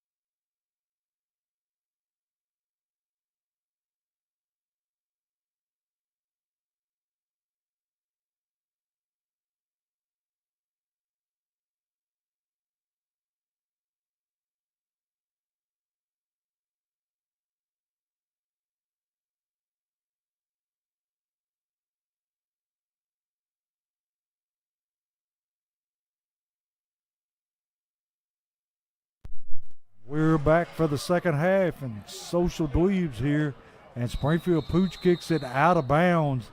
So Beech will be starting at the 30. Well, they could start where the ball went out of bounds, which is about the 39-yard line. And tell you, that was not a good way to start the second half. Again, special teams, coach. Special teams, special teams, special teams. Beech doesn't need no help. No, they don't. And at halftime, all the momentum had swung toward Beech. And see, they're moving the ball up. And I don't understand this. They moved it up to the 44 now.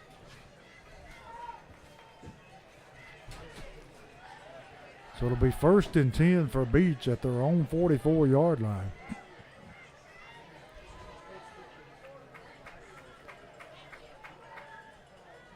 Quarterback gonna tuck it and run it. Got some room. Able to pick up his first down, take it down in Springfield territory to about the 45-yard line. And tell you, that young man is a load once he gets moving. As we said, Coach, Caden Powell, sophomore, 6'4", 240 pounds. And the bad thing is, just think about when he gets 2 more years in the weight room. Yeah. Imagine that jump we seen Devin Crenshaw take from sophomore to senior year. This young man's going to be a grown man by the time he's a senior, Coach. Got a taking hand to the tailback, finding room up the middle. Takes it down to the 40-yard line. Going to be 2nd down and about, well, we'll say 6. Game tied at 10, 11:07 left in the 3rd quarter.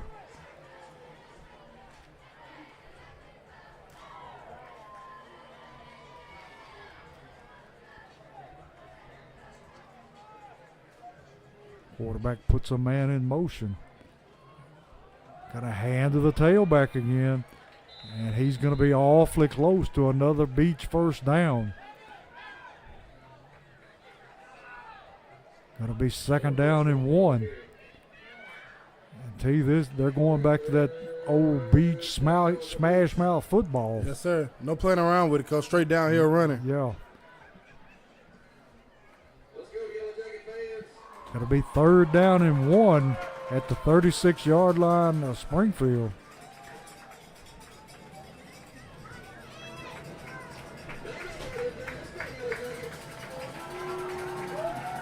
Beech in a tight formation. Got a hand to the tailback again. He breaks it through the middle and able to take it down to about the 21-yard line, where it's going to be 1st and 10. And that running back right there, Coach, D.K. Williams, 5'10", 172 pounds, freshman. They're loaded with size and a bunch of young players.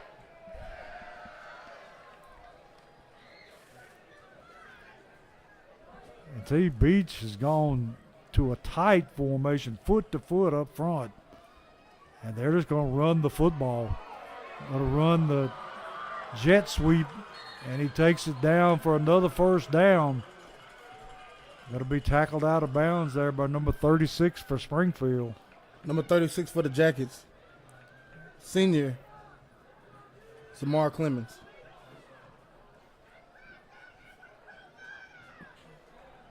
And the Beech Buccaneers haven't thought about throwing the football. No. 2nd down. Well, they're going to say he stepped out. It'll be 2nd down at about 2.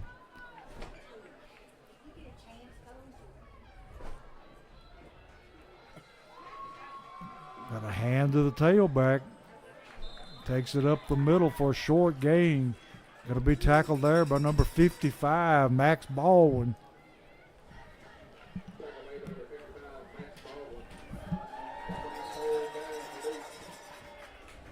Going to bring up a 1st and 10 for the Buccaneers. If you're going to stand up like you've been doing all night, Coach, this is a chance right now for the Jackets defense to make another great stop. Beech just methodically taking the ball and running it down our throat right now. Quarterback hands to the tailback again. Moves ahead for a short gain. Coming up off the bottom of the pile, number 51 for Springfield. Number 51 for the Jackets, senior, Josh Lee. And that reminds me of the bottom days right there, Coach. 3 yards in a cloud of dust. And it literally was a cloud of dust.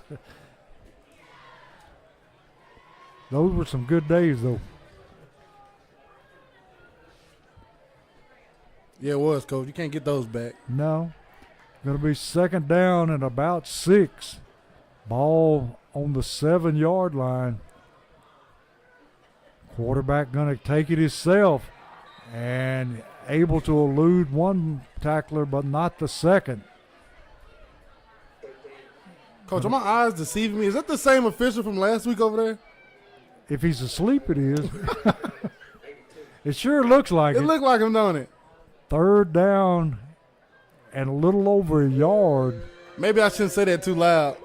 He might need an escort to his car. It might wake him up. He's guarding that stick again. Yeah, he is. Quarterback hands to the tailback, and he vaults over the line, and he's into the end zone for the touchdown. Going to make the score 16-10 Beech with an extra point coming up.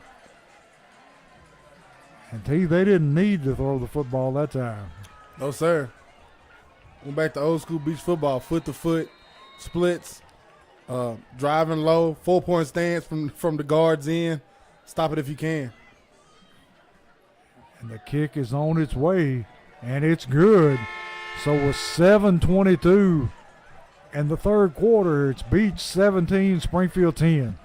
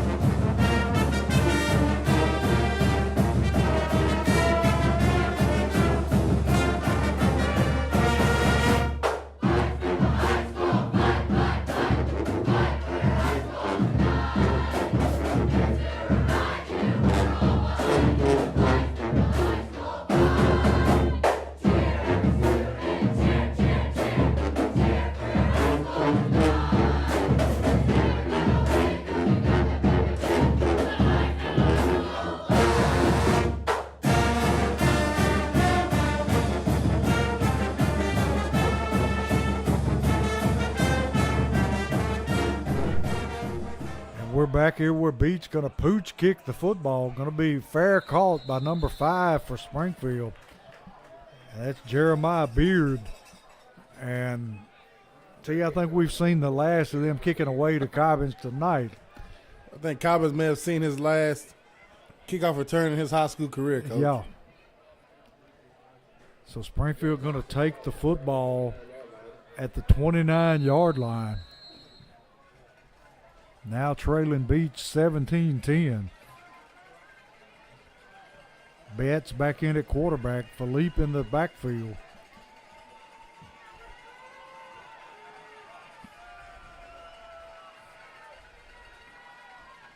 Betts going to roll to his right. And that was designed quarterback run the whole way.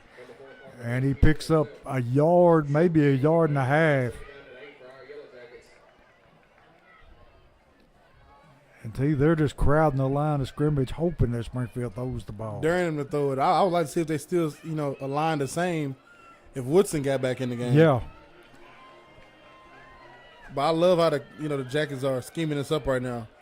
They definitely have Beech, guessing. Beech showing blitz. Clarence Cobbins. He's got a lane, and he's run out of bounds, but not before he picks up a Holman Jewelers first down at the 45-yard line. That time Clarence Cobbins came right in your living room, Coach. And he turned on a burst of speed, and the only thing kept him from scoring is he run out of real estate.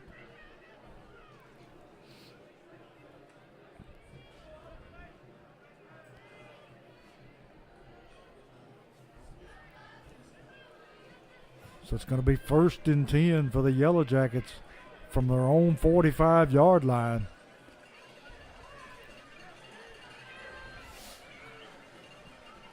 Quarterback going to keep the football, hit right at the line of scrimmage.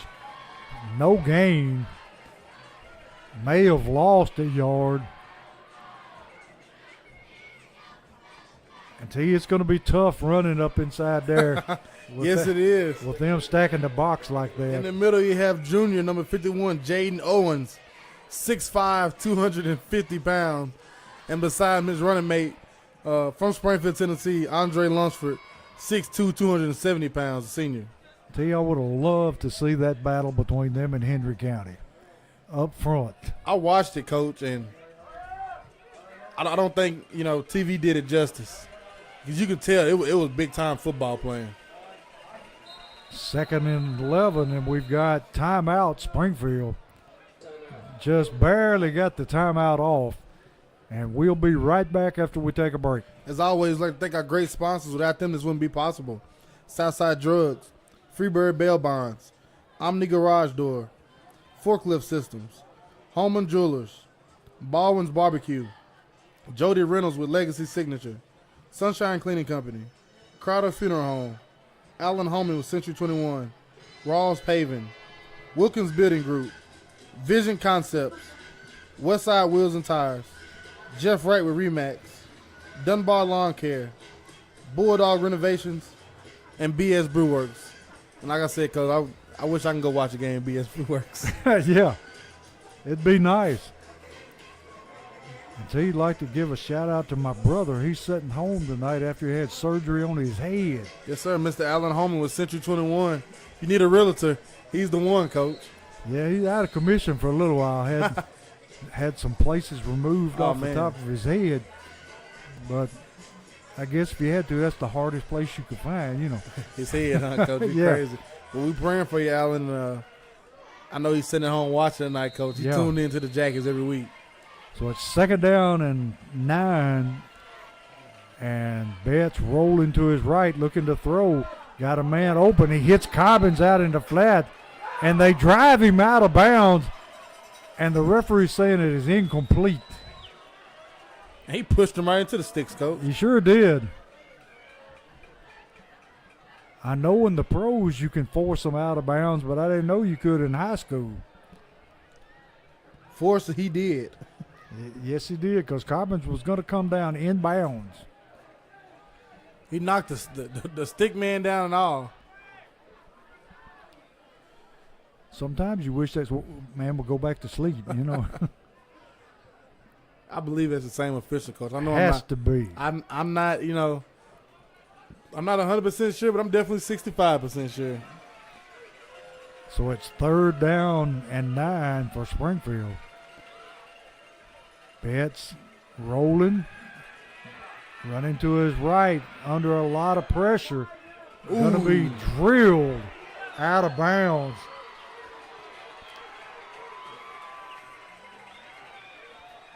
And it's going to bring up a 4th down.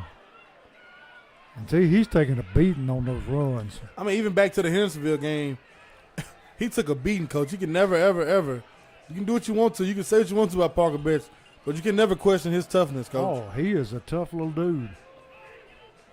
Because that Hendersonville game, I seen him take some shots, and I questioned if he was going to get up or not. He got up every single time.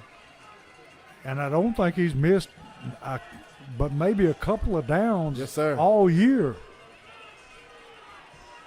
And Springfield going for it here. 4th down and 5 from the 50-yard line. Put Cobbins in motion. And I think they're just going to try to draw him off sides. And we've got a timeout, Springfield. So I would imagine you're going to see the punting team come out. Yes, sir. Punt it away and try to make Beech drive the length of the field to get more points, Coach. Something they haven't been able to do tonight. And the defense is going to have to buck up here because Beech made it look incredibly easy marching it downfield last time. Yeah, they did. And like we said, though, I think, Coach, I see you running the punter into the huddle, but I think it's just for, makeup. Yeah. Because I think they're going for it. And, if you're the Jackets, you need the best play you got right now. And, being on the right hash, you can't roll Parker out to the right because it's the short side of the field. So, you're already at kind of disadvantage of, getting in his wheelhouse. But I'm excited to see what they draw up right here on this big fourth down play. And I don't trust the snap to the punter a whole lot. Well, here we go. They're punting, actually. Yeah. And I'm here for that. Punting away, Beech has yet to drive the length of the field and score on you, Coach. Pin them up deep.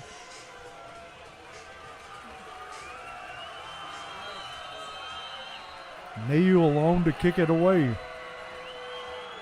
Good snap this time. Beautiful punt. Great punt. It's going to go. It went out of bounds, Coach. They're going to say it went out of Yeah, they're going to say it went out of the end zone.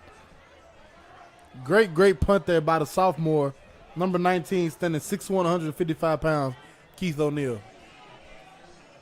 He's turned into quite a kicker. Yeah, he is. And just a sophomore, that's a weapon we love to have here stashed away, Coach, for years to come.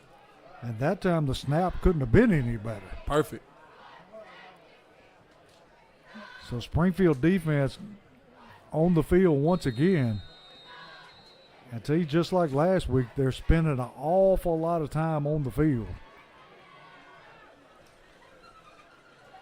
Like all season, Coach. Yeah.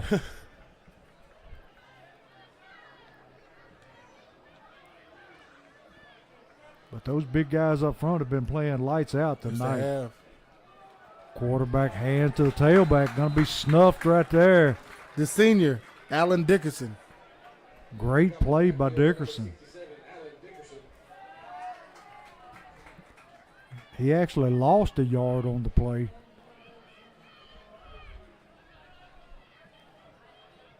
Be really good if we could hold them 3 and out and make them punt. That's it, because, Beech hasn't – I keep harping on, but if you watch this game tonight, they haven't drove the length of the field and scored in the Jackets. They've had one time that they have had a sustained drive. Yep, and that started in pretty good territory, Yeah, and the other 2 times have been off miscues on punts. Yep, and a good return kick. And they run the tailback again, that time tackled by Baldwin and 51 and Gregory. Joshua Lee, number 51. Big third down here for the Jackets. Third down and about 7. Tell you what I like is that the defensive front is making the tackles. The Yeah, they linebackers are. not having to. Not even letting it get to the second level. Yeah. 3rd and 7 for the Buccaneers. And Springfield, we'll have to wait and see on this one because Beech raised up and Springfield jumped in the neutral zone They at did. about the same time. And they going back. Yeah, they're going to say Beech move first.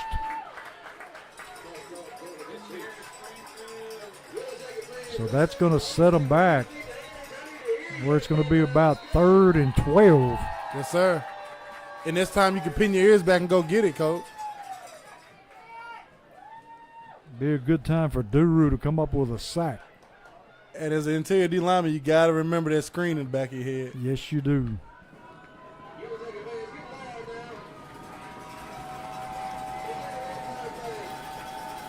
Springfield coming on a blitz. Quarterback throwing deep down the sideline and just out of the reach of his receiver. And that'll bring up 4th down and long. Another stop by this Springfield's defense, Coach. And this young man can throw. He's just not very accurate. Yeah.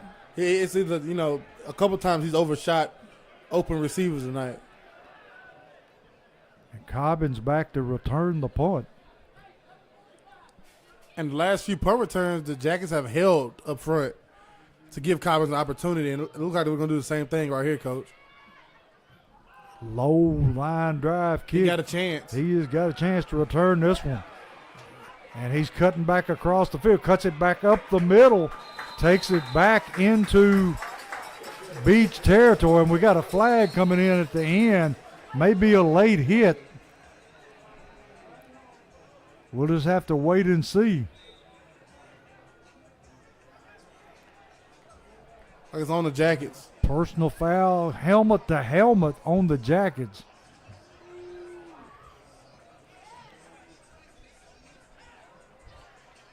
No call on the man come flying in late. But it's going to move Springfield back in their own territory. Back to the 30-yard line.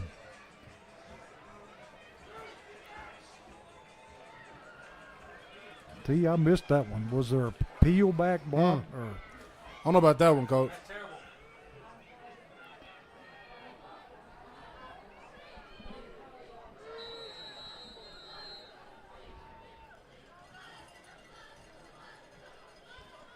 And then the Jackets quarterback change again, Coach. The freshman in number 11, Caden Woodson. He is Cason Woodson, I'm sorry. pure passer. Got a hand to Philippe. And he's going to be tracked down and stopped right at the line of scrimmage. And team number 51 for Springfield has had a nagging injury all night. And it looks like he's got a stinger in his shoulder. Josh Lee. But he is a tough kid. He's staying in the game. He's coming downhill at linebacker on defense, making all them plays. And he's playing guard on offense. He's shoulder to shoulder with them big boys all night, Coach. And I know people at home, so we call Josh Lee name a lot, Coach. 5'11", 190 pounds. And he's up against a 6'5" guy. Second down 10. Woodson throwing deep. And That has to be a that flag. has to be pass interference. What a ball, Coach. I'm telling Jesus. you, he can throw. Now, is it defense or offense? It is defensive pass interference.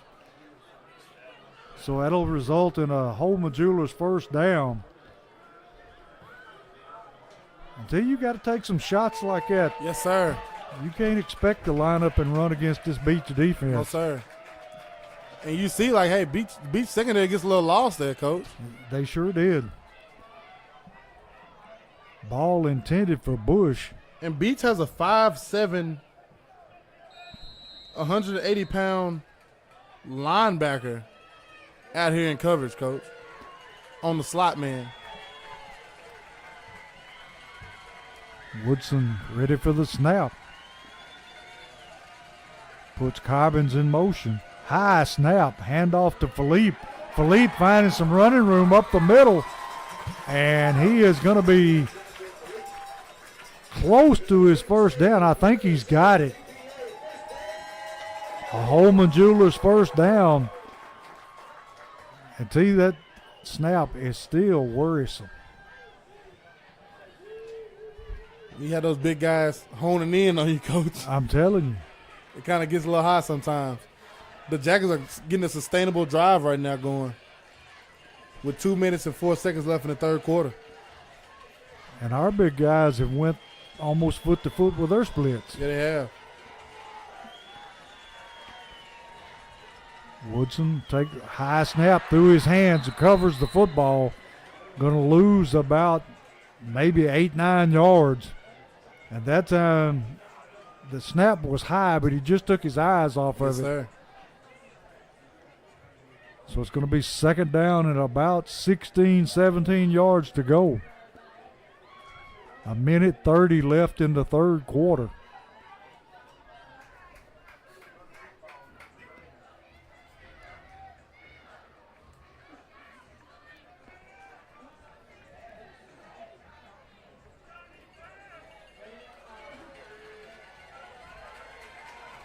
Woodson at quarterback. Philippe to his left. And we got a timeout, Springfield. See, the crowd was yelling about something, and I don't know what it was. I don't know what it was. Well, we'll step away, and then we'll be right back.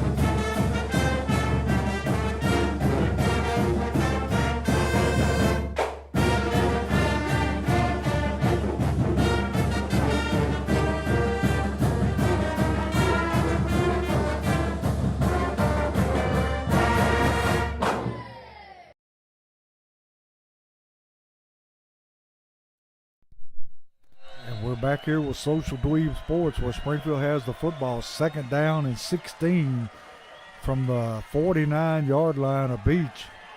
Woodson looking to throw and almost intercepted, trying to get to the younger Cobbins along the sideline. Going to bring up 3rd down and 16. And tell you one thing we haven't seen tonight is the screen. Yeah, I know early in the first quarter, Parker Best tried to set one up back to guard Dowling, and it wasn't there. They blew it up. Yeah, they were sitting there waiting on it. And we haven't been back to it since. You know, them D linemen are starting to home a little bit more, so it may be there, but you never know, Coach. 3rd down, 16 to go. Woodson dropping, throwing deep down the sideline. A lot of jostling going on, no call. So it's going to bring up a 4th down. And the punt team comes back on for Springfield. Trying to get the ball to Cobbins again. I tell you, he's drawing an awful lot of attention. Yeah, he is.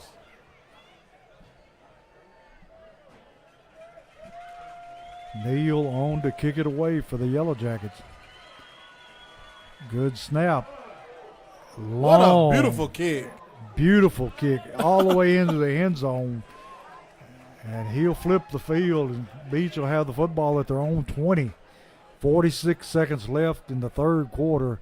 Beech ahead 17-10. A weapon that Keith O'Neal, the sophomore, is becoming, Coach. I'm telling you, he is getting better every week. Yeah, he is. When you can sit there, you got the ball on your own, 35, 40-yard line, and you can literally kick it and put them on their own 20 and make them drive 80 yards to score again, you got a weapon. Yeah, your defense's best friend. Yes, sir. Especially how this Jackets defense has been playing tonight. So you got an odd question. Why is the flag at half-mast tonight? I don't know about that one, Coach. I haven't heard of anything. But then again, that's not to say it didn't happen. Yes, sir. Beech quarterback going to run it straight Ooh, ahead. he got tattooed. And who was that on the tackle team? I don't know, but they hit him, Coach. Yes, they And did. he was looking over to try to see who it was himself. He's trying to get the license of that truck. You know you got hit when you look over trying to find out who hit me. Yeah. I've seen a couple of those a few times because I waved. That was me. Yeah. I'm over here. I'll be right back. Yeah, you did hit a few people like that. A few, Coach. Not too many. Your dad that was his specialty. He was a tank, Coach. Oh. We were playing one game, and he come to the sideline and said, "I got him good, Coach." And that's the end of the 3rd quarter with Springfield trailing Beech 17-10.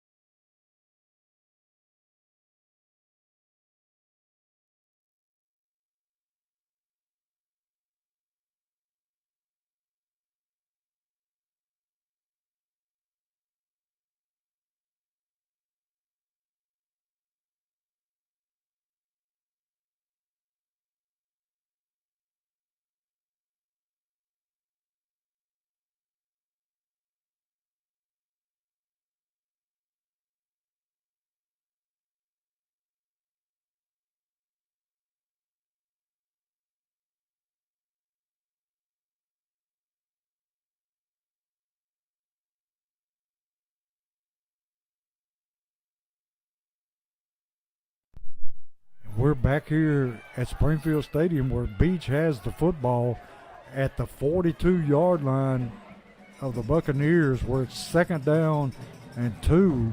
11:20 left in the fourth quarter. Beech up 17-10.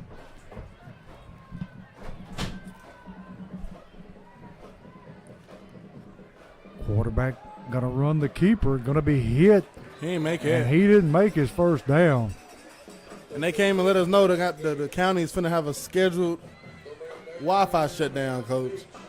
So we have to at 9 p.m. So we have to switch Wi-Fi connections real fast. That's why you made losses for a second. Picked a heck of a time.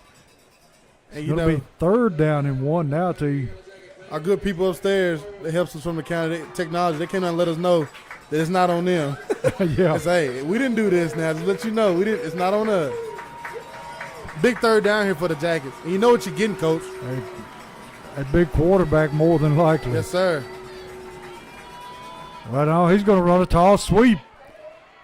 And they're going to get the first down. And Duru Smith out there along with Max Baldwin and Reynolds for the tackle, but not before he gets his first down.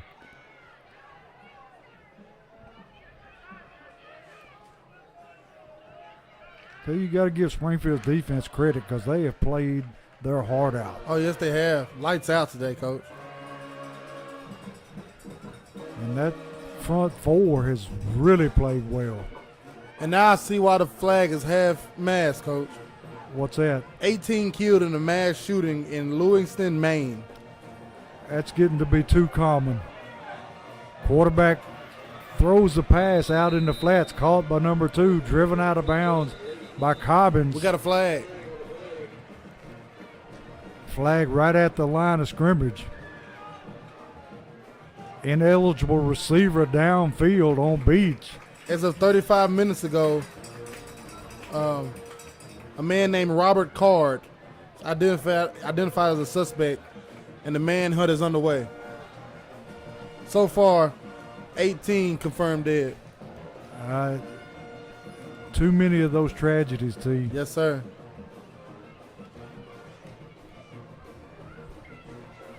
And the Jackets head coach, defensively, couldn't ask for a better game from this Jackets defense. Oh, I'm telling maybe you. 1 or 2 stops here and there, but they played lights out given the circumstance.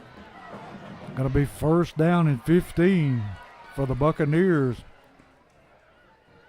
Going to hand to the tailback. Bouncing off tacklers, finds the sideline. As soon as I say that, he busts one for 30. Yeah, he finally brought down there by number 82. It's Cameron Cobbins. Cameron Cobbins along with Reynolds. And he bounced that one outside. Our interior defense has been excellent tonight. Yes, they have. Dewey Smith and Matt Gregory have played lights out in the middle of that defense. Oh, yes. And Along with Max Baldwin right in there with them. Max Baldwin on the end, Alan Dickerson on the end, and those 2 linebackers in the middle with Lee and Reynolds. Got to run. Reynolds on the tackle that time.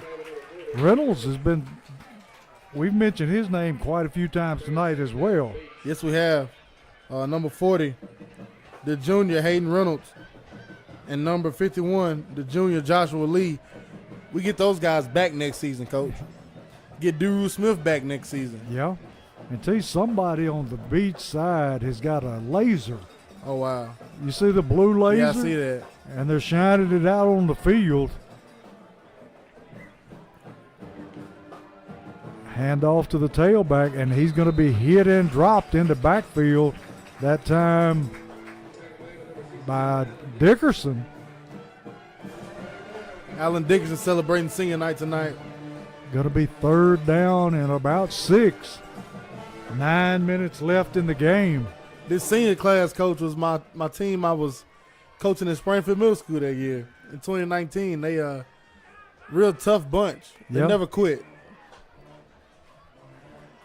And they still hadn't learned how to quit. No, sir.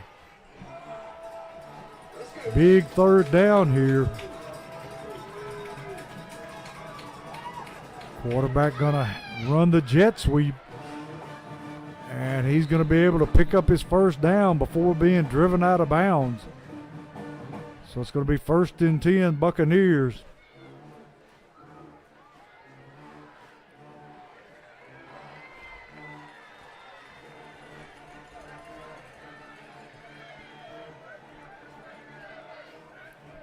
Jackets defense gasping for wind right now, Coach. Yeah, they're getting worn down. Yes, sir. This has been the most methodical drive Beech has put together all night, and how appropriate it is at the 8:30 mark of the fourth quarter.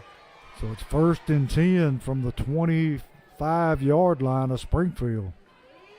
Got a hand to the tailback again, off tackle, and he's brought down at about the 20. Ball went in on the tackle with Bush. It's Beech football, Coach. Wear you down, wear you down, wear you down. Yeah, you may stop it early in the, just like the Titans back in 2019. You may stop it early, but eventually it's gonna break. Well, the Titans just break all the time. So. Yeah, they trash now, Coach. Yes, they are. They having a fire sale. Yes, sir. So it's 2nd down and about 4. 8:16 left in the game. Quarterback gonna hand to the tailback, bounces it A lot of room outside, over there. and gonna be brought down by Cobbins, but not before he picks up another first down.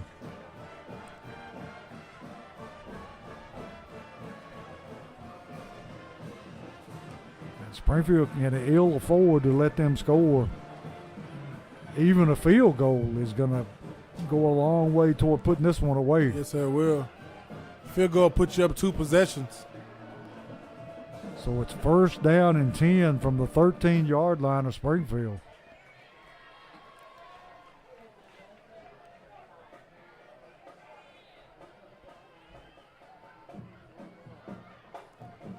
Quarterback just going to hand to the tailback again. Falls forward for a gain of 2 or 3 yards.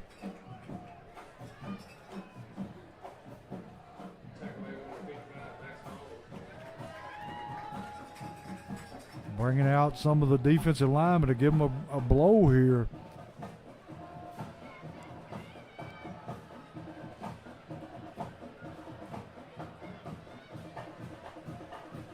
It'll be 2nd down and 7.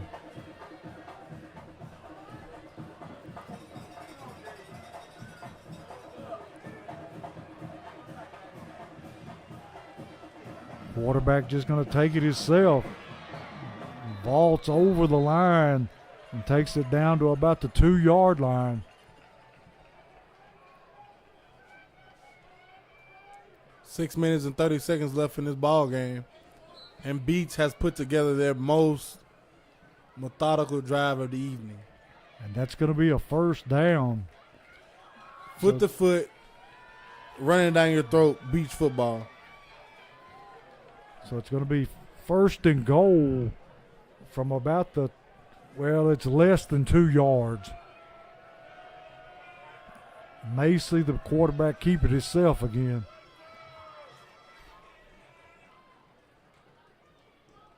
Got a hand to the tailback, and he just jumps over the line of scrimmage and into the end zone for the touchdown.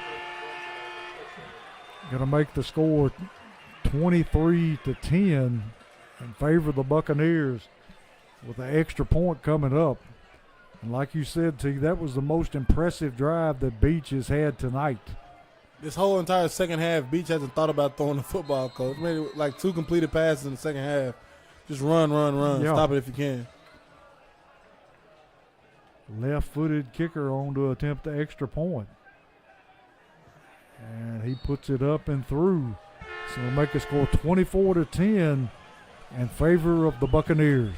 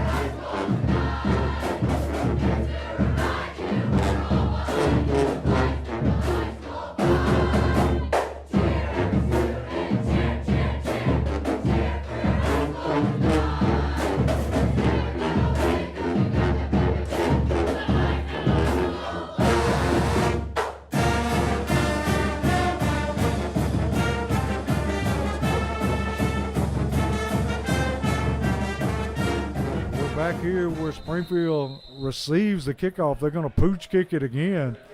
And once again, they pooch kick it to Jeremiah Beard, and he has to fair catch the football.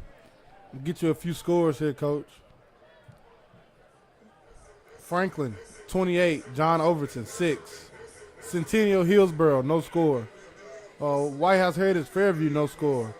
Tullahoma, 14. Shelbyville, 21. Nolansville, 14. Page, 30.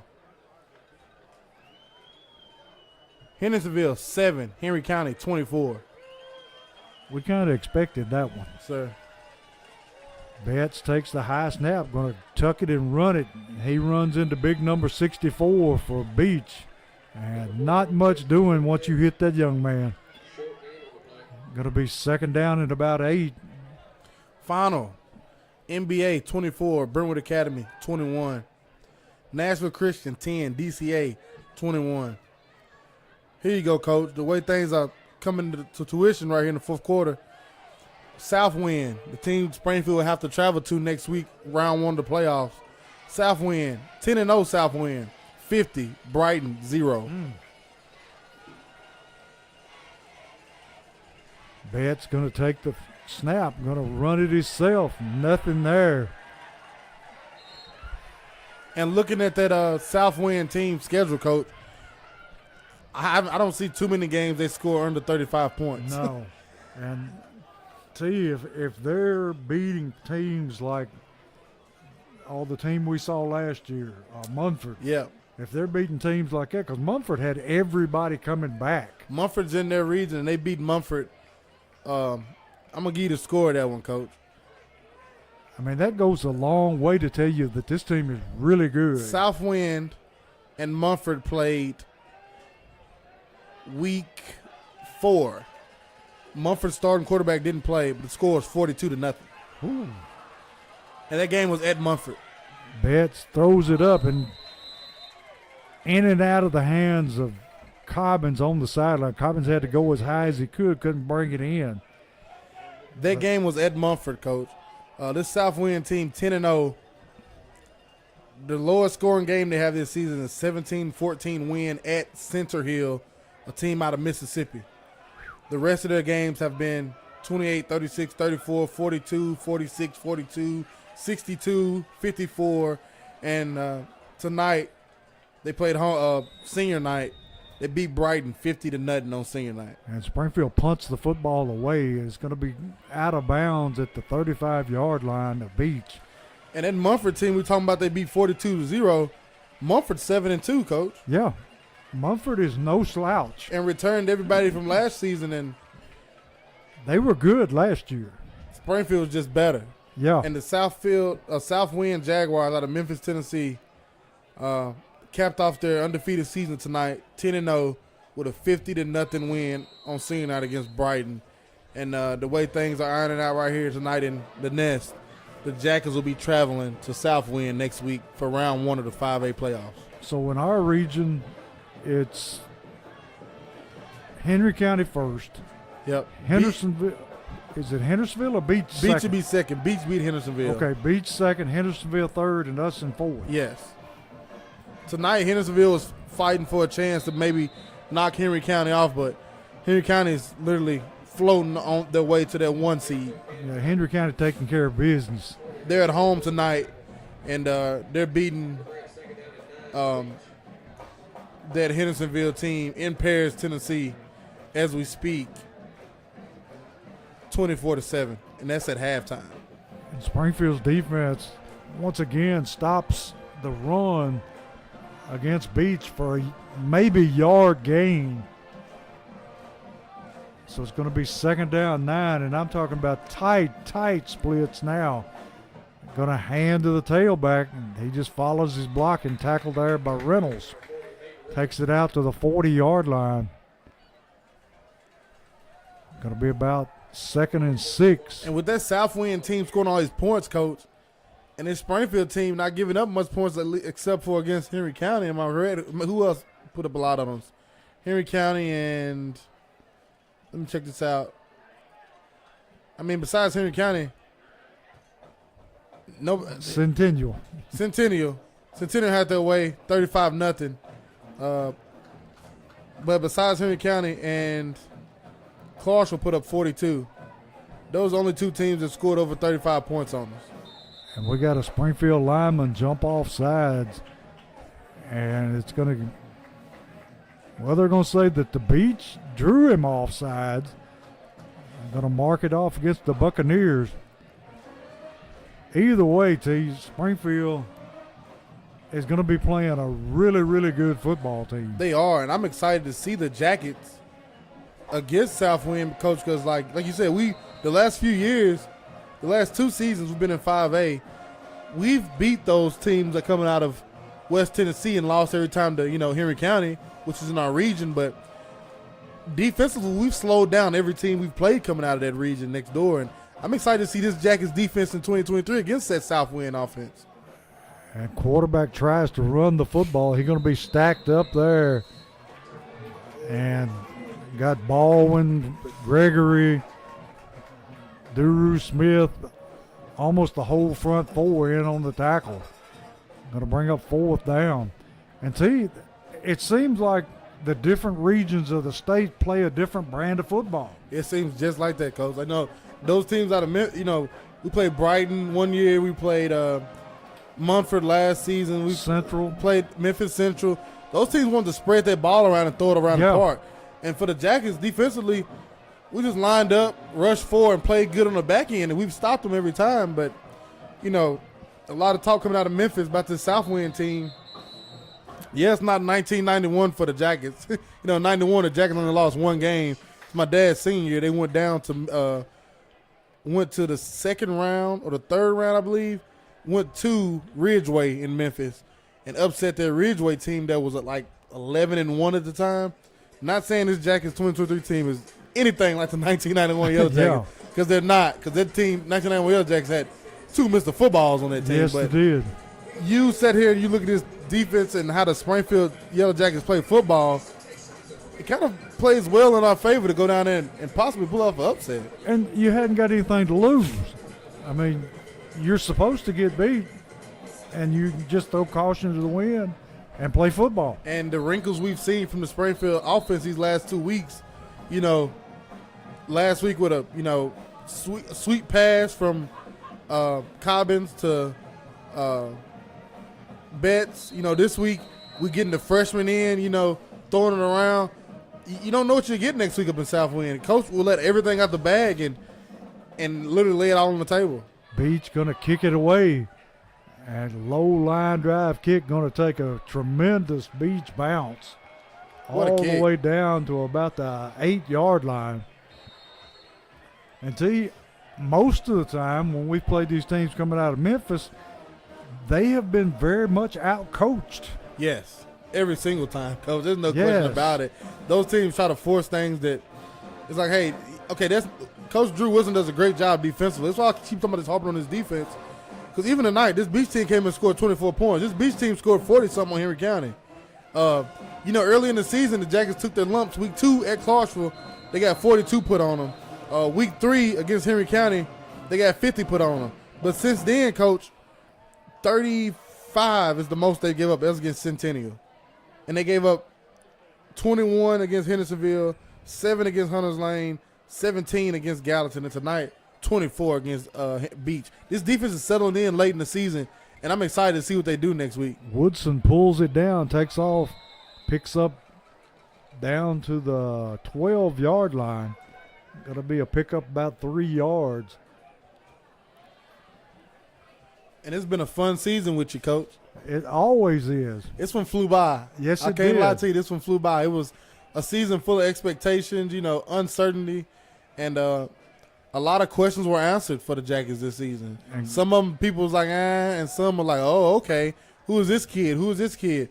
And you got something to grow on. And I encourage everybody to go back and look at that article I've let out preseason, Coach, because it's dead on. Yeah. And we went through a lot of growing pains. Every game we knew Clarence Cobbins would be the best man on the field. You got to see and get introduced to new players. Everything we thought this season would be is how it's been. And on top of all these growing pains and learning all these young guys, you get a spot in the 5A playoffs. Yeah. And a lot of people said we wouldn't get there. Yes, sir. And you take a look out on the fields, you've got people like Drew Smith, you've got Lee, Reynolds. Woodson. Yep. I mean, you got a load of younger talent. All your running backs are young. Yeah, and younger Cobbins. Yes, sir. Philippe is a junior. You have KJ Chapman coming back next season. That'll be a big plus. Yes, sir. 23 seconds left in the game. Second down at 12 or third down and 12 for Springfield. And we got a penalty flag down at the line of scrimmage. Your two main workhorses at running back being Jaden Hurst, sophomore, and Lamarius Dowling, sophomore. And then you have KJ Chapman coming back next year, which will be his senior season. And the young man that's a freshman that ran the ball so well. Yes, sir. That would be number 12, freshman, Cameron Wilson. I mean, this team is going to grow, coach, and they're only going to get better, especially with that freshman quarterback. The things we've seen from him tonight only makes you excited about next season, coach. And another young man coming back is Beard. Yep. And, of course, we've been harping on this punter the last few nights, the last few Fridays. Keith O'Neal, sophomore. This Jackets team is going to be something to look forward to in the coming years. But tonight, they dropped one to Beech in region play, 24-10 here in the Nest on senior night. And Springfield had nothing to be ashamed of tonight because they played tooth and nail with Beech. Yes, sir. And actually played them better than Henry County did. Henry County got that win, though, Coach. You can't Yes, take it that one did. away from them. Anytime you go to Beech and beat them at Beech, you've done something. Yes, sir. So if you want to know about, is it Southwind? Yes, sir. You'll be talking to Coach Wilson on Wednesday night, and you can tune in and find out all the details from T and Coach Wilson on the Southwind. coaching show. Yes, sir. Locker room talk Wednesday night, 6:30. This past week we started a little late because Coach had to do the senior team dinner. But this week it'll be starting at 6:30.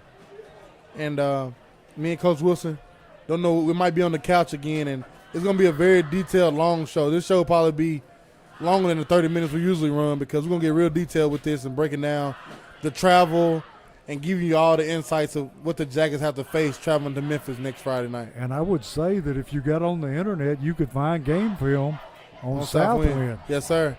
Southwind out of Memphis, Tennessee is where the Jackets will be heading next week.